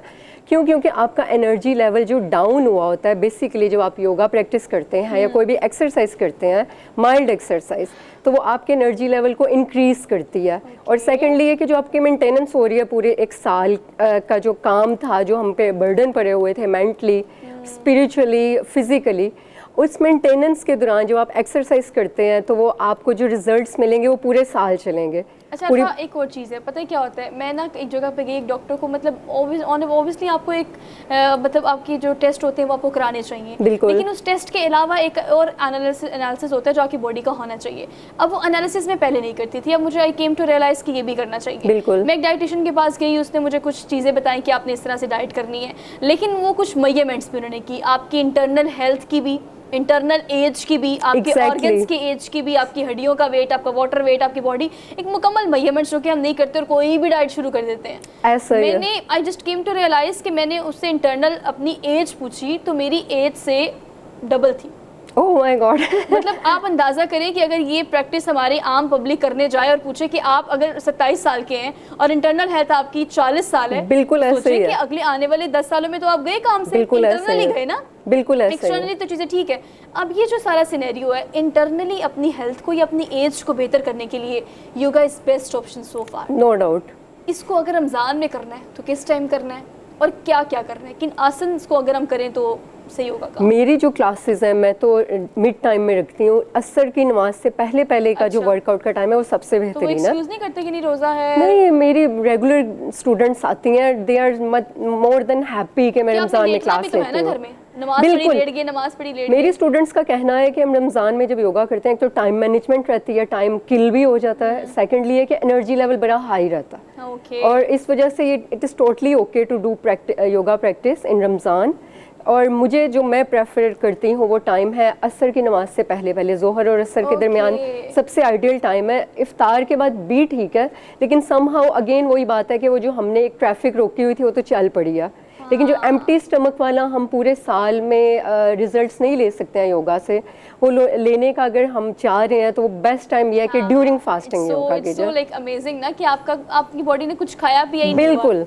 तो इससे ज़्यादा अच्छा क्या हो सकता है। हरमीत पाजी भी हमारे साथ मौजूद है, आज सुबह गिला कर रहे थे कि मेरी भी जिम मिस हो रही है, जिम खुलती नहीं है, रोज़ा है इसलिए ना, तो उनको भी कोई बताएं इस तरह से कि क्या टाइमिंग होनी चाहिए। जी पाजी।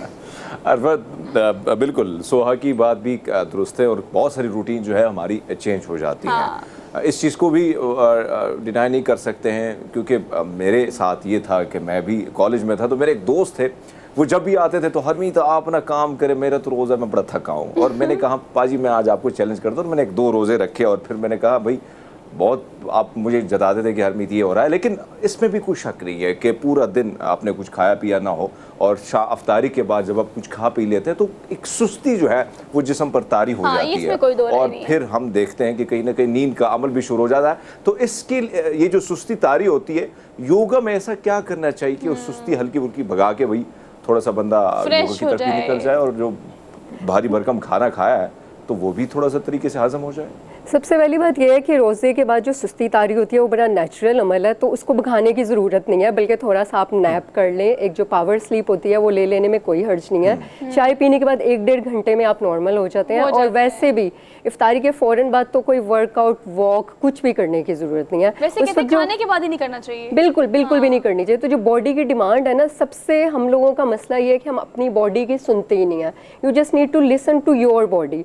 आपका इंस्ट्रक्टर क्या कह रहा है, आपका दोस्त क्या कह रहा है, आपके घर वाले क्या कहते हैं, आपने वो नहीं देखना। जैसे आपने बात की है आपकी इंटरनल एज, वो सिर्फ आपको पता है कि अंदर क्या तोड़ फोड़ चल रही है, क्या मसले चल रहे हैं। When you listen to your body, तो आपको खुद बता रही होती है कि अब आपकी बॉडी को स्ट्रेच करने की ज़रूरत है, अब उसे रेस्ट की ज़रूरत है, अब उसे एक्टिव होने की ज़रूरत है। तो बेसिकली हमने अपने आप से कनेक्टेड होना है, बाहर से कम इंस्ट्रक्शंस लेनी है, अंदर की ज़्यादा सुननी है। अच्छा, आपको पता है मुझे पता नहीं क्यों मतलब आपके साथ बहुत सारे प्रोग्राम किए हैं, लेकिन मुझे काफ़ी अरसे से लग रहा है कि हमारे बहुत सारे नहीं बल्कि 99 मसलों का हल योग है। बिल्कुल ऐसा ही है। मेंटली भी बात करें ना, आप फिजिकली भी बात बिल्कुल, करें, all आप levels इमोशनली पे। भी बात करें, यू नेम इट ना, Exactly. आपको बड़े सारे मसलों का हल निकल आता है। बिल्कुल। अब रमज़ान में अगर आप इस असर से पहले कह रही हैं योगा करनी है, तो इमीडिएटली आपको मतलब 2-3 आसन बताएं जो कि कर सकें। एक जो मैजिकल आसन है उसको टमी वैक्यूम कहते हैं। अच्छा, बहुत से लोग ये चाहते हैं कि हम ईद पे स्मार्ट भी नजर आए, हमने फलां जोड़ा उधर दिया हुआ है, और वो होता क्या है कि हम लोगों का ट्रेडिशन है पकोड़े समोसे और ये चीज़ें खाने। मैं खुद बड़ी फूडी टाइप बनती हूँ, तो मैं भी खाती हूँ, मज़ा ही नहीं आता अगर टेबल ना सजी हो। तो ऐसे में still we want a flat tummy, तो उसके लिए जो दी आइडियल एक्सरसाइज है वो टमी वैक्यूम एक्सरसाइज, उसको करने, और वो करनी आपने एम्प्टी स्टमक है, ड्यूरिंग फास्टिंग करनी है। कुछ भी उसके लिए नहीं करना, इवन कि आपने उसके लिए वार्म अप भी नहीं करना। सिंपली थोड़ी सी डीप ब्रीदिंग करें, deep breathing, deep inhale, deep exhale, अपने आप को रिलैक्स करें, और उसके बाद आपने सारा सांस मुंह से निकाल के सांस को रोक लें, एक्सहेल आउट करें, सांस को रोक लें, और फिर अपने पेट के मसल्स को आपने अंदर और ऊपर की तरफ खींचना। उनको तमाम टमी मसल्स को, अपने बेली बटन को अंदर पुश करें, और फिर उनको ऊपर रिब्स की तरफ पुश कर लें। ओके, और सांस रोके रखना है। बिल्कुल, जितनी देर रोक सकते हैं। जिनको हाई ब्लड प्रेशर का इशू है वो शैलो ब्रीदिंग कर सकते हैं, लेकिन पेट खींचना ऑटोमेटिकली वैसे सांस उस दौरान आता नहीं है। ये एक तो इससे सबसे बड़ा फ़ायदा ये होगा कि जितने आपके इंटरनल ऑर्गन्स हैं, आपका stomach, liver, gall bladder, pancreas और जितना भी आपके इंटरनल ऑर्गन्स हैं उन सबका मसाज हो जाएगा। बेसिकली आपके इंटरनल ऑर्गन्स की भी एक्सरसाइज होगी, स्टमक हेल्थ बेहतर हो जाएगी, अल्सर का इशू है या शुगर बीपी का जिन्हें इश्यूज हैं, लिवर का इश्यूज चल रहा है, वो सब चीज़ें भी ठीक हो जाएंगी, डाइजेशन बेहतर हो जाएगी, प्लस ये आपके जो पेट के मसल्स हैं उन्हें टोन करेगा। अच्छा, आप इसे रोक के पेट को अंदर खींचा, उसको ऊपर की तरफ पुल करके उसको रोक लें, काउंट करें, कोशिश करें 5 सेकंड 10 सेकंड जितनी देर आप रोक सकते हैं करें। उसके बाद रिलैक्स करें, डीप ब्रीदिंग करें, जब सांस बहाल हो जाए देन रिपीट इट।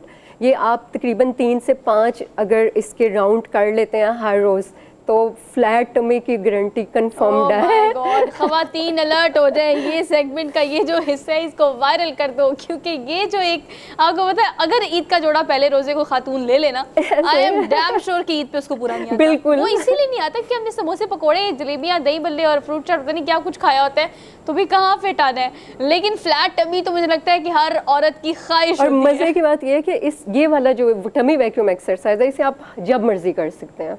हाँ। मतलब खाने से पहले आप हर नमाज के बाद जानमाज पे बैठ के कर लें, चलते फिरते you can do it after every 5 minutes, मतलब पूरा दिन करते रहें, क्योंकि सबसे बड़ा फायदा ये है कि ऐसा सीन ही नहीं, खाना पीना रूटीन चेंज हुई है ना, तो उससे फायदा उठाएं। फायदे हैं ना रमजान के, आप देखें बिल्कुल तो हम इस्लामिक पर्सपेक्टिव से बहुत सारे सेगमेंट करते हैं, लेकिन मेडिकली भी हमने किया था। अब योगा में आप देखें कि it's a golden chance to get rid of this tummy fat और पता नहीं कौन कौन सा फैट। अच्छा, और इसके अलावा कौन सी आसन जो है वो करनी चाहिए? सिंपल स्ट्रेचेस, सबसे पहले डीप ब्रीदिंग की, फिर टमी वैक्यूम एक्सरसाइज पेट खींचने के लिए, फिर सिंपल स्ट्रेचेस करें जिसमें आप बैठे बैठे भी अपनी कमर को पीछे की तरफ स्ट्रेच कर सकते हैं ताकि स्पाइनल कॉर्ड जो है वापस अपनी पोजीशन में आ जाए।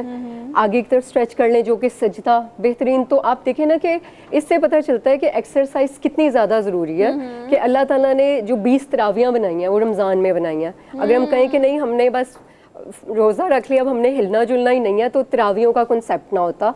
वो इसीलिए है कि ये साबित हो सके कि एक्सरसाइज बहुत ज़रूरी है। उसमें जो सजदा है that is the forward bend, अगर हम देखें तो वो भी एक एक्सरसाइज ही है।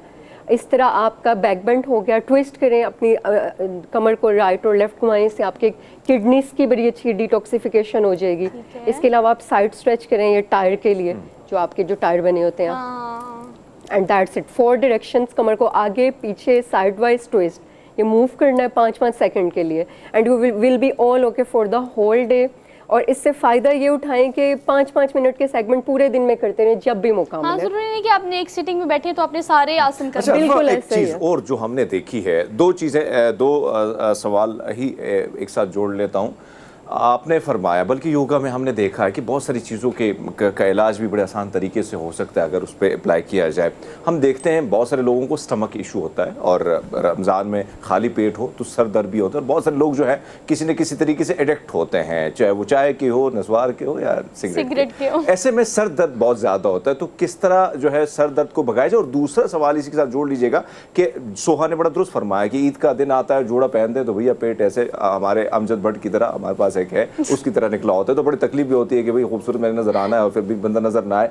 तो लटकते हुए ये अक्सर हम देखते हैं कि बहुत ज्यादा वेट ओवर हो जाता है तो गोश्त लटकता है, इसको कैसे, चाहे वो हमें मसल्स की बात करूं तो मसल्स को कैसे सेट किया जा सकता है? इन शॉर्ट ना स्किन टाइटनिंग वाला कोई जो सीन है ना वो वैसे yoga is an anti ageing, इसको non surgical face lift, non surgical botox है, नॉन सर्जिकल प्लास्टिक सर्जरी कहते हैं। शिल्पा शेट्टी को देख लें, मतलब वो योगा की डीवा है पूरी दुनिया में। मैं तो इसलिए कोट कर रही हूँ बिकॉज जो भी लोग मुझे देख रहे हैं उन्होंने कहीं ना कहीं सोशल मीडिया पे उनको देखा होगा वो। और उसके बाद आप मलाइका अरोड़ा को देख लें, मतलब वो लगता है कि 50-50 इयर्स की है, बस वो योगा करती हैं। और सबसे मजे की बात ये है कि उनकी जो इंटरनल एज है वो तो बहुत कम होगी ना, जो असली चीज़ है, असली एज से भी इंटरनल एज कम होगी। बिल्कुल ऐसा ही।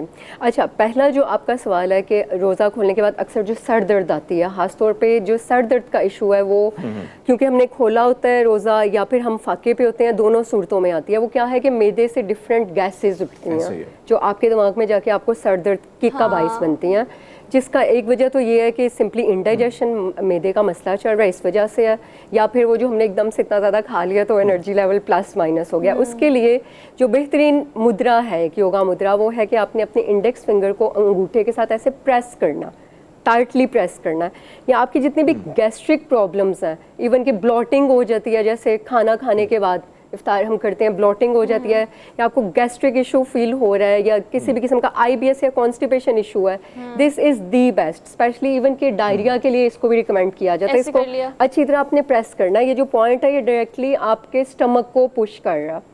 तो ये पॉइंट जब आप करेंगे, इसको आप किसी टाइम भी कर सकते हैं, इसकी टाइम की कोई कैद नहीं है, लेकिन रोज़ों में इसकी रूटीन बनाएं। ये आपके मैदे को सेट रखिएगा और सर दर्द से भी समहाउ निजात मिलेगी। स्टिल अगर सर दर्द हो तो ये अंगूठे को यहाँ से दबाएं ऐसे, और पाँव के अंगूठे, ये जो प्रेशर पॉइंट है ये डायरेक्टली आपकी सर दर्द को ठीक करने में हेल्प करता है। बैठे बैठे आपने करना है।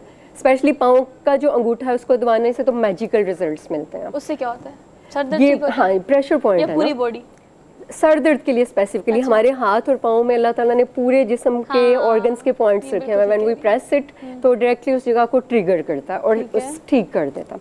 अच्छा, दूसरा क्वेश्चन है आपका कि मसल स्टोनिंग, तोंद जो लटक जाती है, जो मैंने आपको ये मैजिकल एक्सरसाइज बताई है टमी वैक्यूम की, ये आपके बेसिकली मसल्स को टोन करती है। जितना मर्जी लटका हुआ पेट है, आप ये एक्सरसाइज करना शुरू करेंगे, वो खुद ब खुद नजर आएगा कि सैगीनेस कम हो गई है और मसल टोन होना शुरू हो गया, और वो जो लटकी हुई तोंद है वो खुद ब खुद खत्म होना शुरू हो जाएगी। ये अकेली एक्सरसाइज है नफा।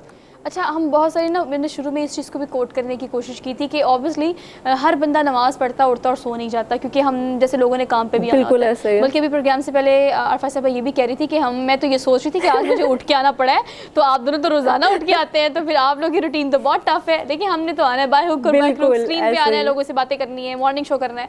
अब जो लोग ऑफिस जाते हैं, रेगुलर बेसिस पे जा रहे हैं, क्योंकि हमने बहुत सारी इस जगह पे बातें भी की हुई हैं कि अगर अपनी ऑफिस में बैठे हुए और आपने सारा दिन 9 to 5 जॉब पे चेयर पे बैठ कि आपने लैपटॉप के सामने गुजार देनी है, उनके लिए कुछ 2-3 अच्छी एक्सरसाइज जो कि while they are sitting at their place at their work वो कर सके। सबसे पहले तो माइंड सेट चेंज करने की ज़रूरत है कि कोई जितना मर्जी बिजी है, वो इतना बिजी नहीं होगा कि उसको सांस लेने का भी टाइम नहीं मिल रहा। सांस वो टूल है जो आप हर वक्त ले ही रहे हैं, तो क्यों ना हम इसी सांस को थोड़ा सा एलोंगेट कर दें। ये बेसिक टूल है जो आपके जिस्म और आपकी सोल को कनेक्ट करता है। सांस रुक गया, बंदा खत्म। एक वाहिद टूल है, and this is the best tool to inhale positivity, to inhale health, each and everything. आप इसके ज़रिए एक्सेल आउट कर सकते हैं और इसी के ज़रिए इनहेल कर सकते हैं। तो जितने मर्जी आप बिजी हैं, ये एक लेम एक्सक्यूज़ है कि अगर आपके पास अपने लिए, अपनी सेल्फ केयर, अपने सेल्फ लव के लिए अगर आपके पास 5 मिनट भी नहीं है, तो बिलीव मी वो जो आपकी 29 to 5 है, वो सारी जॉब है वो ज़ाया है। क्योंकि at the end of day if you are depressed, actually I am psychologist, तो मैं बेसिकली थोड़ी सी ना उनकी वो साइकोथेरेपी भी कर रही हूँ, परेशान होती है जिंदगी, क्योंकि आप थोड़ा सा टाइम अपने डेस्क पे हैं, बहुत बिजी हैं, नो डाउट, इवन के वॉशरूम में भी तो जाते हैं, वो भी एक नीड है। उसी तरह डीप ब्रीदिंग करना और अपनी बॉडी को सेट रखना भी एक नीड है। अगर आप नहीं रखेंगे, आप डिप्रेस रहेंगे, आप बीमारियों का शिकार होंगे, और फिर जो आपको डॉक्टर के पास या साइकाइट्रिस्ट के पास जाने के लिए टाइम निकालना पड़ेगा, वही थोड़ा थोड़ा ना अपनी टाइम के दौरान ब्रेक लें। लैपटॉप पे हैं, कुछ भी कर रहे हैं, माइंड सेट कर लें कि 1 घंटे बाद या आधे घंटे बाद यानी 5 मिनट की ब्रेक लेनी। आप रिमाइंडर लगा लें अपने मोबाइल पे, और रिमाइंडर जब बोले तो you have to take break. अच्छा, आप ब्रेक ना भी लें, while you are doing your work, give a pause yourself, एक मिनट के लिए पॉज करें, डीप ब्रीथ ले लें, क्या ही करना है आपने। बल्कि काम करते हुए भी आप कर सकते हैं, सिर्फ अपने बहुत अच्छी टिप दी आपने। मैं ड्यूरिंग शो अगर करना शुरू कर दूं तो फिर हरमीत पाजी को बोलना पड़ेगा कि ये स्किन को ग्लो करता है, इससे ग्लोइंग स्किन हो जाती है, ऑक्सीजनेट होती है बॉडी, मतलब 1 to all आप एकदम से फिट हो जाते हैं अपने नेक्स्ट टारगेट के लिए। मतलब थैंक यू सो मच अरफा, आपने बड़ी अच्छी बात की है। सब टेक अ डीप ब्रीथ और इस चीज़ को रियलाइज़ करें कि ज़िंदगी को मुलाजमत चाहिए, मुलाजमत को आपकी पूरी ज़िंदगी नहीं चाहिए। हम सारी ज़िंदगी मुलाजमत को दे देते हैं और हमारे पास कुछ भी नहीं बचता, ना सेहत, ना पैसा, ना सुकून। तो अपने लिए टाइम ज़रूर निकालें और योगा ज़रूर करें। एक क्विक ब्रेक लेनी है, वापस आते हैं। Keep watching good morning public. Welcome back after the break. Programme के आगाज़ में हमने तो खैर महंगाई की बहुत बात की, और न्यूज़ हो, करंट अफेयर का प्रोग्राम हो, हर जगह हम तो महंगाई की बात करते हैं, आपको दिखाई देते हैं, लेकिन अगर बात नहीं करते तो हमारे महकमा जात और हमारे सियासतदान या हमारी हुकूमत, हमारी PDM या वो तमाम जमातें जो अपोजिशन में है, महंगाई के बारे में इस वक्त कोई बात नहीं कर रहा, जबकि अवाम जो है वो महंगाई की चक्की में पिसती चली जा रही है। हाँ, अलबत्ता इस बात का अंदाज़ा हमें है कि ना सिर्फ पाकिस्तान में बल्कि पूरी दुनिया में इस वक्त महंगाई की जो लहर है वो हर किसी मुल्क को इक्वली मुतासर कर रही है। लेकिन लेकिन वहाँ पर इंतजामात किए जा रहे हैं। यहाँ पर रमज़ान के तकद्दुस को भी आप देख रहे हैं कि अगर आप उस कितार की बात करें जो कि आटे की हसूल के लिए लगी है, वहाँ पर आवाम का रोज़े के साथ क्या हाल हो रहा है, और अगर इफ्तार के लिए आप बाजार में कुछ लेने के लिए जाते हैं तो किस मायूसी से वापस आते हैं बगैर कुछ लिए, ये भी सूरत हाल है। लेकिन आपने कुछ क्लिप्स सोशल मीडिया पे वायरल देखे होंगे।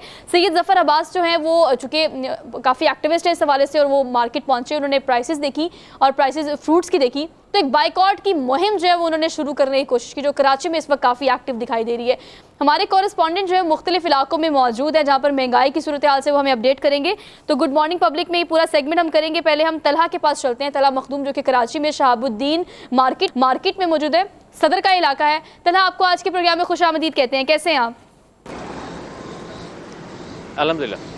तलहा, ये बताइएगा कि सूरत हाल जो है वो वहाँ पर इस वक्त क्या है, क्योंकि वहाँ कराची मार्केट में जो एक मुहिम चलाने की सैयद अब्बास ने कोशिश की वो किस हद तक कामयाब है, पहली बात तो ये। दूसरी बात है कि आवाम इस वक्त किस तरह से रिएक्ट कर रही है इस सारे सिनेरियो के बाद कि आपकी एक प्राइस या लिस्ट जो होती है उसके ऊपर 120 एक कीमत लिखी होती है और 400 रुपये का फ़रोख्त हो रहा है। आवाम ने भी आवाज़ उठाना शुरू की है या बस वो ख़रीदारी कर रहे हैं जैसे करते हैं? जी बिल्कुल, अगर जो है वो 80% आवाम की बात की जाए तो आवाम तो ख़रीदारी में मसरूफ़ है, और जो फल फरोश हैं या सब्ज़ी फरोश है या दीगर अशिया खुर्दनोश है वो उनको महंगे दामों फ़रोख्त करने का सिलसिला बिल्कुल जो है वो जारी है। जब भी जो है वो इसी सूरत में कमिश्नर कराची हो, दीगर इदारे हो जो कि इनकी तरफ से दावे किए जा रहे हैं कि रोज़ाना जो है वो मुनाफाखोरों के ख़िलाफ़, गरम फरोशों के ख़िलाफ़ कार्रवाइयाँ की जा रही हैं, चालान किए जा रहे हैं, गिरफ्तारियाँ की जा रही हैं, दुकानें सील की जा रही हैं, लेकिन इससे फ़र्क कोई नहीं पड़ रहा। आम शहरी को जो अगर 150 रुपये किलो अगर सेब की रेट जो है वो मुकर्रर है तो वो 250 रुपये ही मिल रहा है। अगर जो है तरबूज का रेट 50 रुपये मुकर्रर है तो वो 100 रुपये ही मिल रहा है। कहीं भी जो है वो फ़र्क नज़र नहीं आ रहा, लेकिन इदारों की जानिब से कार्रवाई जो है उसके दावे मुसलसल किए जा रहे हैं कि जो है गिरफ्तारियाँ की जा रही हैं। गुज़िश्ता रोज़ ही इम्प्रेस मार्केट पे एक मीडिया टीम रिपोर्ट करती है, गिरफ्त फरोशी की जो है वो रिपोर्ट करती है। प्राइस लिस्ट से हट के जो है वो ख़रीदारी शहरी कर रहे थे, जिस पे मीडिया टीम को तशद्दुद का निशाना बनाया जाता है। वहाँ पे इस हद तक जो है अवेयरनेस आई है अवाम में कि कई जगहों पे प्राइस लिस्ट मांगते हैं, लेकिन 80% अवाम जो है वो उसी जो रवायती तरीका है जो रमज़ानों में इजाफी कीमतें वसूल की जाती है उसी तरीक़ेकार पे महंगे दामों फ्रूट्स खरीद रहे हैं, सब्जियां खरीद रहे हैं, दीगर अशिया खुर्दनोश खरीद रहे हैं। ज़फ़र अब्बास की जानिब से जो है वो शहर में एक कंपेनी स्टार्ट की गई, जिसके बाद कुछ फ़र्क देखने को ज़रूर मिलता है कि कहीं जो है वो शहरी रेजिस्ट करते नज़र आते हैं कि फल फरोशों से कि शहरी वो उनको प्राइस लिस्ट दिखाई जाए, प्राइस लिस्ट पर अगर उनको चीज़ ना मिल रही हो तो उस पर रेजिस्ट किया जाता है। वहाँ पर यहाँ तक कि कई इलाकों मुख्तलिफ इलाकों में ज़्यादा कीमतें वसूल करने पर, गिरा फरोशी पे, मुनाफाखोरी पे, कई जगहों पे फल फरोश और मुझे ये बताएं कि चले ये तो हुकूमती दावे हैं ना कि प्राइस कंट्रोल मजिस्ट्रेट जो है वो एक्टिव हैं, जा रहे हैं, छापे मार रहे हैं, गिरफ्तारियां हो रही हैं। आप चूंकि इस वक्त मार्केट में मौजूद है, आपने खुद को इस तरह की एक्टिविटी कोई कार्रवाई होती हुई देखी है, या बराए नाम बस ये कहा जाता है कि सब अच्छा की रिपोर्ट है, मतलब सब कुछ हो रहा है, हम कर रहे हैं? जी वो कार्रवाई किस वक्त होती है ये किसी को भी पता नहीं चल रहा। सिर्फ बाद में कार्रवाई के बाद जो है वो प्रेस रिलीज जारी कर दी जाती है कि जी इतने गिरा फरोशों के खिलाफ कार्रवाई की गई, इतने चालान किए गए, इतनी दुकान सील की गई, या ये शख्स जो है वो गिरफ्तार किया गया। इस वक्त मैं शहाबुद्दीन मार्केट पे मौजूद हूँ, जो शहर की बड़ी मार्केटों में से एक मार्केट कहलाती है, जहाँ पे अशिया खुर्दनोश की चीज़ें लोग शहरी सस्ते दामों खरीदने की नीयत से यहाँ पर पहुँचते हैं, लेकिन यहाँ पर कोई भी चीज़ उनको सस्ते दाम मिलती नहीं है। कहीं भी आप चले जाएँ, मेरा अगर कैमरा मैन जुबैर अगर आपको प्राइस लिस्ट दिखाए दुकानों पे, कहीं भी प्राइस लिस्ट आवेज़ा नज़र नहीं आएगी आपको दुकान पर। किसी भी जो है वो दुकान पे, चाहे वो सब्ज़ी की दुकान हो, चाहे वो फल की दुकान हो या दीगर अशिया की दुकान हो, कहीं भी प्राइस लिस्ट आवेज़ा नज़र नहीं आएगी। अगर प्राइस लिस्ट आवेज़ा ही नहीं होगी तो वो कार्रवाई किस करेगा? अगर कोई मजिस्ट्रेट पहुंचता है या जो है वो असिस्टेंट कमिश्नर पहुंचता है या टीम शहरी इंतजामिया की पहुंचती है, कि वो किस ब्याफ पे जो है वो कार्रवाई करेगी जब प्राइस लिस्ट ही मौजूद नहीं है इनके पास। अच्छा, तो एक और बात बताइएगा, चूंकि आप मार्केट में जो हम देखते हैं, हम जब मार्केट में जाते हैं और पूछते रहते हैं बहुत सारी चीज़ों के हवाले से, खासकर हम एडमिनिस्ट्रेशन की बात करें, मजिस्ट्रेट की बात करें, अभी कुछ देर बाद प्रेस रिलीज जो है पीपल्स पार्टी की वहाँ की जो सिंध की हुकूमत है वो भी रिलीज कर लेती है, इधर से भी सारी सिचुएशन हम देखते हैं। इसमें दुकानदार जो हजरात हैं उनसे भी आपने सवाल किए होंगे, आपने भी पूछा होगा कि भाई क्यों नहीं लगाया, तो उनका क्या जवाब होता है कि भाई नरनामा जो है या मिला नहीं, बहाने तो बहुत सारे होते हैं, आपको क्या बहाना बना के उन्होंने बताया? जी कुछ दुकानदार प्राइस लिस्ट के बारे में बोलते हैं कि कोई मैकेनिज्म नहीं है किस तरीके से हासिल करें प्राइस लिस्ट हम, यहाँ हमें जो है वो वसूल होनी चाहिए। हमारी मार्केटों की यूनियंस हैं उनको जो है वो वसूल होनी चाहिए कि ताकि तमाम दुकानदार जो है वो उसको अपनी दुकानों पे आवेज़ा कर सके। करोड़ों रुपए जो है वो बजट है बाकायदा जो है प्राइस कंट्रोल लिस्ट डिपार्टमेंट का जो लेता है, उसकी जिम्मेदारी है कि वो तमाम मार्केट्सों में, तमाम अपने डिस्ट्रिक्ट्स में, अपने नीचे इलाकाई सतह पर उनको पहुँचाए, लेकिन कहीं भी प्राइस लिस्ट पहुँचती नहीं है। जब छापा पड़ता है किसी दुकानदार के पास, इस वक्त मैं आपको मजे की बात बता चलूँ कि इस वक्त 170 रुपये प्राइस जो है वो नर्क मुकर्रर है दूध का शहर में। कमिश्नर कराची की जानिब से एक मीटिंग में जो है वो सेट किया गया है ये प्राइस, लेकिन उसके बावजूद शहर भर में कहीं भी 170 रुपये दूध मौजूद दस्तियाब नहीं है। 210 रुपये या 200 रुपये लीटर फी लीटर दूध जो है वो दस्तियाब है। तो कमिश्नर कराची ही जब अपना रेट सेट करके उस पर इम्प्लीमेंट नहीं करा पा रहे, तो दीगर जो है वो मजिस्ट्रेट या असिस्टेंट कमिश्नर के लेवल पे क्या इम्प्लीमेंट होगा। कहीं भी शहर में प्राइस लिस्ट सिर्फ उस वक्त नज़र आती है जब मजिस्ट्रेट। तलहा मुझे ये भी बताइएगा, ये इजाज़त इसको कंक्लूड कीजिएगा कि अभी आपके पास तो यकीनन एक रेट लिस्ट होगी, या ये रेट लिस्ट आती ही नहीं है कंसर्न डिपार्टमेंट की जानिब से, या दुकानदार ऐसा भी तो हो सकता है ना कि वो जो रेट लिस्ट है उसको अवेज़ा करते ही नहीं है क्योंकि उसमें तो उनका नुकसान है। आपके इर्द गिर्द जो लोग मौजूद हैं, आपने इस हवाले से क्या देखा है कि आज का जो रेट लिस्ट है उसका कंपैरिजन क्या है, जो रेट लिस्ट जारी हुए हैं वो क्या है, और जो यहाँ पर ख़रीदार और फ़रोख्त कर रहे हैं वो क्या है? जी बिल्कुल, मैं आपको कंपैरिजन करके बताऊं कि यहाँ पे चंद दुकानदारों के पास प्राइस लिस्ट है जो कि कार्रवाई से बचने के लिए, अगर खुदा नखास्ता पे कोई छापा पड़ता है, कोई कार्रवाई होती है असिस्टेंट कमिश्नर की जानिब से, मजिस्ट्रेट की जानिब से, उन्होंने अपने पास प्राइस लिस्ट कहीं से अरेंज करके अपने पास रखी हुई है। उस पर जो है वो उसको लेकिन छुपा के रखी हुई है, कहीं आवेज़ा नहीं है। अगर उस प्राइस लिस्ट से फ़र्क नज़र ये आ रहा है कि 150 रुपये आला दर्जे का सेब का रेट जो है वो फिक्स है कमिश्नर कराची के जो डिपार्टमेंट है प्राइस कंट्रोल डिपार्टमेंट उसकी जानिब से, मगर 150 रुपये सेब कहीं मिल नहीं रहा, वो मिल रहा है 300 रुपये कम से कम सेब। इसी तरीके से अमरूद है वो 100 रुपये किलो रेट सेट है, उसका वो 250 रुपये किलो जो है वो बिक रहा है। चीकू का रेट इस वक्त जो है वो 200 रुपये मुकर्रर है, लेकिन 350 रुपये से कम जो है वो नहीं मिल रहा। तरबूज जो कि सबसे सस्ता फल कहलाता था 25 से 30 रुपये जो है वो उसका ठीक है तरह। Thank you so much joining us this morning. और अल्लाह जो रेट इन्होंने अभी बताए हैं जो कि प्राइस कंट्रोल मजिस्ट्रेट्स की जानिब से ये जो लिस्ट हमारे पास आती है वो और जो दुकानदार बेच रहे हैं उसमें ह्यूज डिफरेंस है। खैर हम नदीम खालिद की तरफ चलते हैं जो कि लाहौर में मौजूद हैं, उनसे जानते हैं कि वो किस मार्केट में, वहाँ पर क्या सूरत हाल है, वहाँ पर जो ख़रीदार हैं या जो दुकानदार है वो क्या एक्सक्यूज़ देते हैं। अच्छा, हम हमारे साथ मौजूद है नदीम खालिद। नदीम, आपको मेरी आवाज़ आ रही है?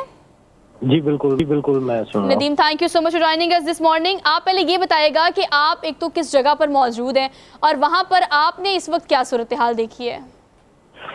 जी तो मैं इस वक्त टाउनशिप मंडी जो है सब्जी मंडी वहाँ पर मौजूद हूँ, जहाँ पर जो है वो एक तरफ तो महंगाई है ही है जिससे शहरी बिलक रहे हैं, दूसरी जानिब शहरी जो सबसे ज्यादा शिकायत करते नजर आते हैं वो ग्राम फरोशी की शिकायत करते नजर आते हैं, क्योंकि जो सरकारी रेट है वो कुछ जगह पर अगर अवेजा भी हैं लिस्टें तो उन पर जो है वो शहरी जब कहते हैं कि इस पर अमल दरामद किया जाए तो आगे से दुकानदार जो है उनका एक बहाना है कि जी ये इस रेट पर तो हमें भी जो है चीजें वो दस्तियाब नहीं है।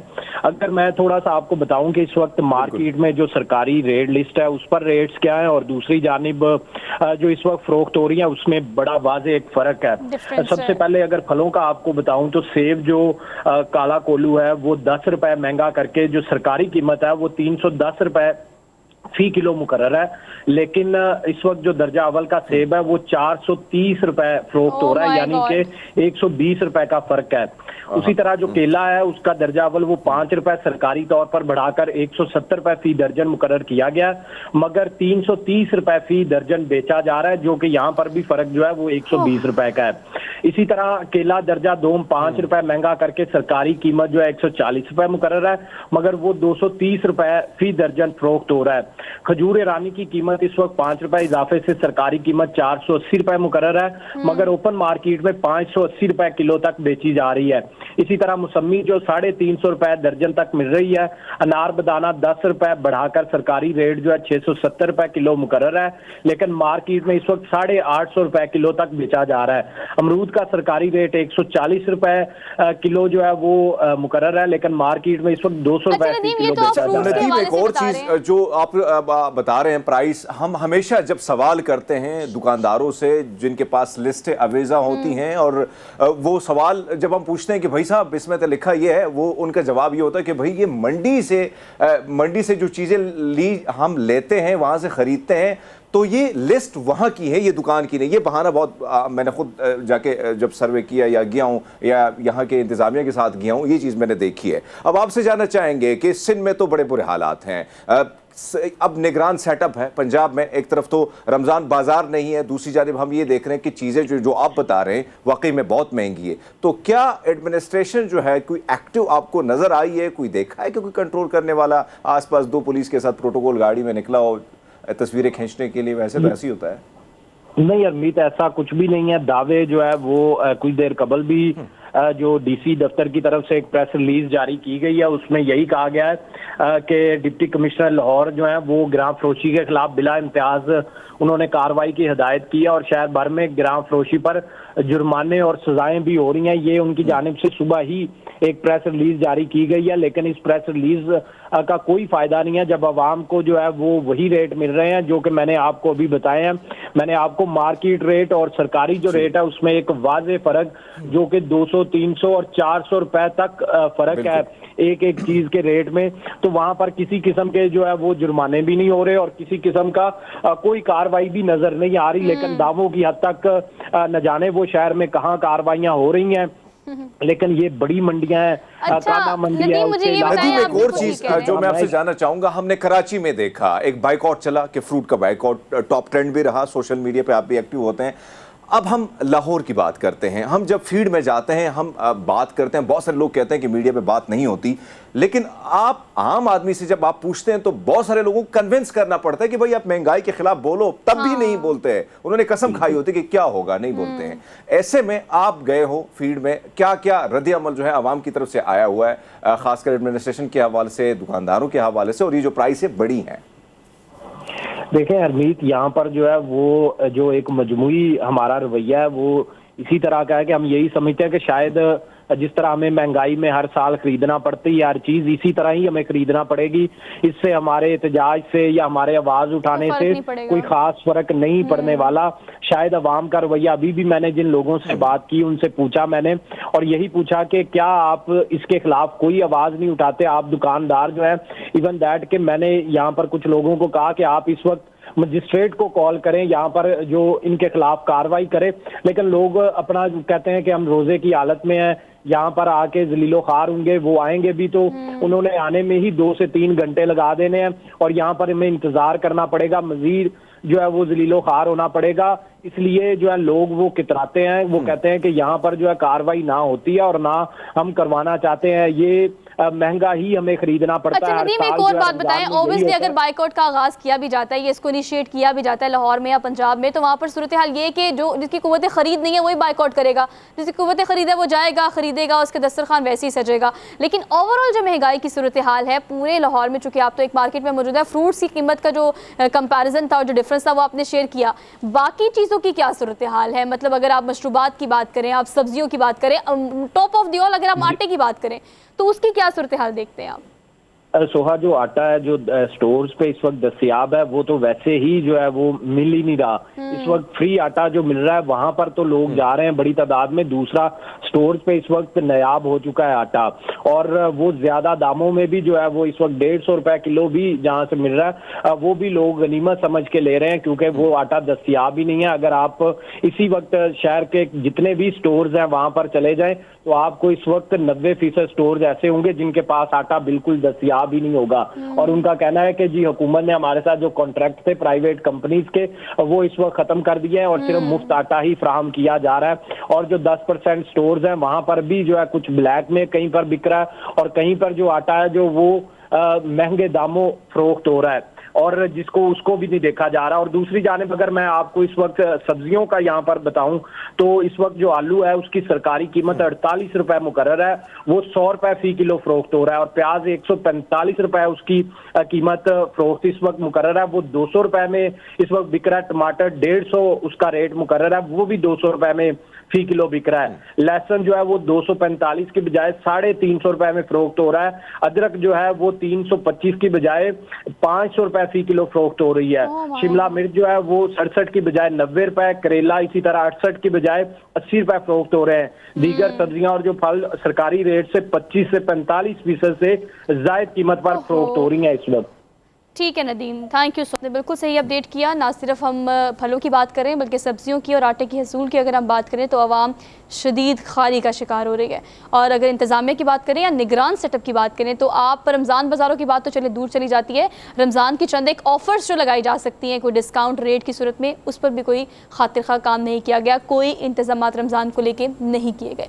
हमने क्विक ब्रेक लेनी है, वापस आते हैं। Keep watching good morning public.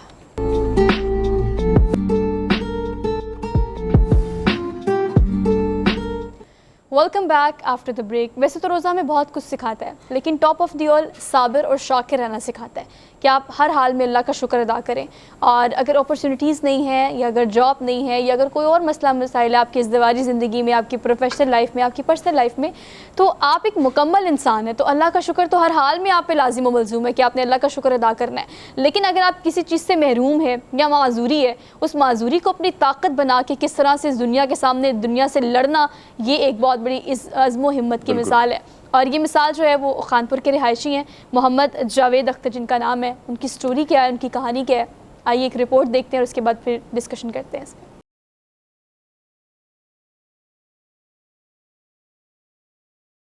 मत मर्दा मदद खुदा, ये कहावत आपने सुनी तो बहुत होगी, लेकिन इसकी हकीकी अक्कासी करते हैं खानपुर के रहायशी मोहम्मद जावेद अख्तर। बचपन में एक हादसे के बाइस दोनों हाथों से माजूर होने वाले इस हिम्मत के पेकर ने शबो रोज मेहनत की तो कामयाबी ने भी इनके कदम चूमे। तहसील कचहरी खानपुर में अर्जी नवेश का काम करने वाले जावेद अख्तर अपनी कलाइयों की मदद से इतनी सफाई से कलम चलाते हैं कि देखने वाले भी अश अश कर उठते हैं। बिस्मिल्लाहिर्रहमानिर्रहीम। मेरा नाम मोहम्मद जावेद अख्तर वल अब्दुर रहीम है। मेरे दोनों बाजू जो है हादसे में तकरीबन मेरी 12-13 साल की उम्र से तक ज़ाया हो गया। उसके बाद ऑपरेशन के बाद मैं बहुत कमज़ोर हो गया। उसके बाद फिर आहिस्ता आहिस्ता अल्लाह ताला ने मुझे सेहत दी और फिर मैंने आहिस्ता आहिस्ता अपना जो काम शुरू किया जो अपना ज़रूरत का था।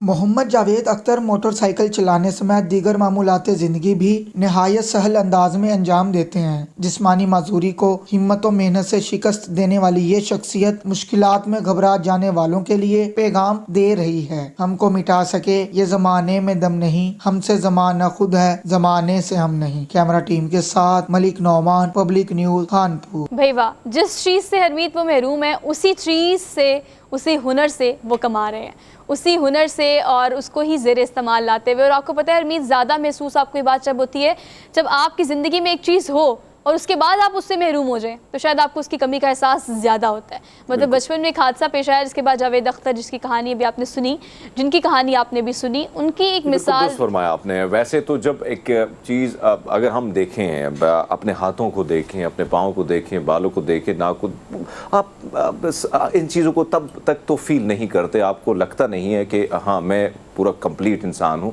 बहुत सारे लोग जो हैं कोई ना कोई नुक्स अपने आप में भी निकालते हैं और दूसरों में भी निकालते हैं, लेकिन मेरे ख्याल में जब वो चीज़ आपके पास ना हो और आपसे चली जाए, जिस तरह मुख्तलिफ हादसात में हम देखते हैं और हमने जितनी भी रिपोर्ट्स चलाई हैं और देखी हैं मुख्तलिफ टेलीविज़न की स्क्रीन पर या सोशल मीडिया के पर, तो हमने हमेशा ये देखा है कि बहुत सारे ऐसे लोग जिन्होंने अपनी ही कमज़ोरी को अपनी ताकत बना के वो ज़िंदगी में आगे बढ़े। इससे कबल आपको याद होगा एक रिपोर्ट हमने चलाई थी, कोयटा बलूचिस्तान का एक नौजवान था जिसने बड़े खूबसूरत तरीके से उसने जिस तरह पेंटिंग की थी बड़े खूबसूरत अंदाज से, और इसी तरह एक और बच्ची जिसका ताल्लुक मर्दान से था, उसने मैट्रिक में सबसे ज़्यादा नंबर हासिल किए थे और उसके साथ भी यही हादसा हुआ था। तो हम देखते हैं कि बहुत सारे लोग हिम्मत नहीं आते और बहुत सारे ऐसे लोग जिनके पास सब कुछ होता है उसके बावजूद वो हिम्मत ने किसी एक कमरे तक या अपने आप को लोगों से महदूद कर लेते हैं और कहीं ना कहीं अपनी लाइफ को सिर्फ और सिर्फ इसी दुनिया में रहना शुरू कर देते हैं कि मैं कुछ नहीं कर सकता, मैं कुछ नहीं कर पाऊंगा, मैं ज़िंदगी में आगे नहीं बढ़ पाऊंगा, और इसी सोच के बिना पर वो अपनी ज़िंदगी और अपने आप को डिप्रेशन में वो मुब्तला हो जाते हैं। तो मेरे ख्याल में ये एक बहुत बड़ी रिपोर्ट है, ये एक बहुत बड़ी मोटिवेशनल रिपोर्ट है लोगों के लिए जिन्होंने अपने आप को कैद बंद की। सॉरी, आपकी बात को मैं इंटरप्ट कर रही हूँ, इसलिए बस हमने क्लोजिंग की तरफ जाना है, लेकिन आपकी बात इतनी खूबसूरत है कि मैं उसी बात को कंक्लूड करना चाहूँगी कि आप सिर्फ साबिर शाकिर हो जाए इस बात पे कि आप कभी भी कहीं भी किसी भी वक्त किसी भी चीज़ से शुरू कर सकते हैं। तो इंशाल्लाह आपकी अल्लाह मदद ज़रूर करेगा। हमने लेनी आपसे इजाज़त, इंशाल्लाह कल आपसे मुलाकात करेंगे। अपना बहुत सारा ख्याल रखें, हमें दीजिए इजाज़त, अल्लाह हाफ़िज़।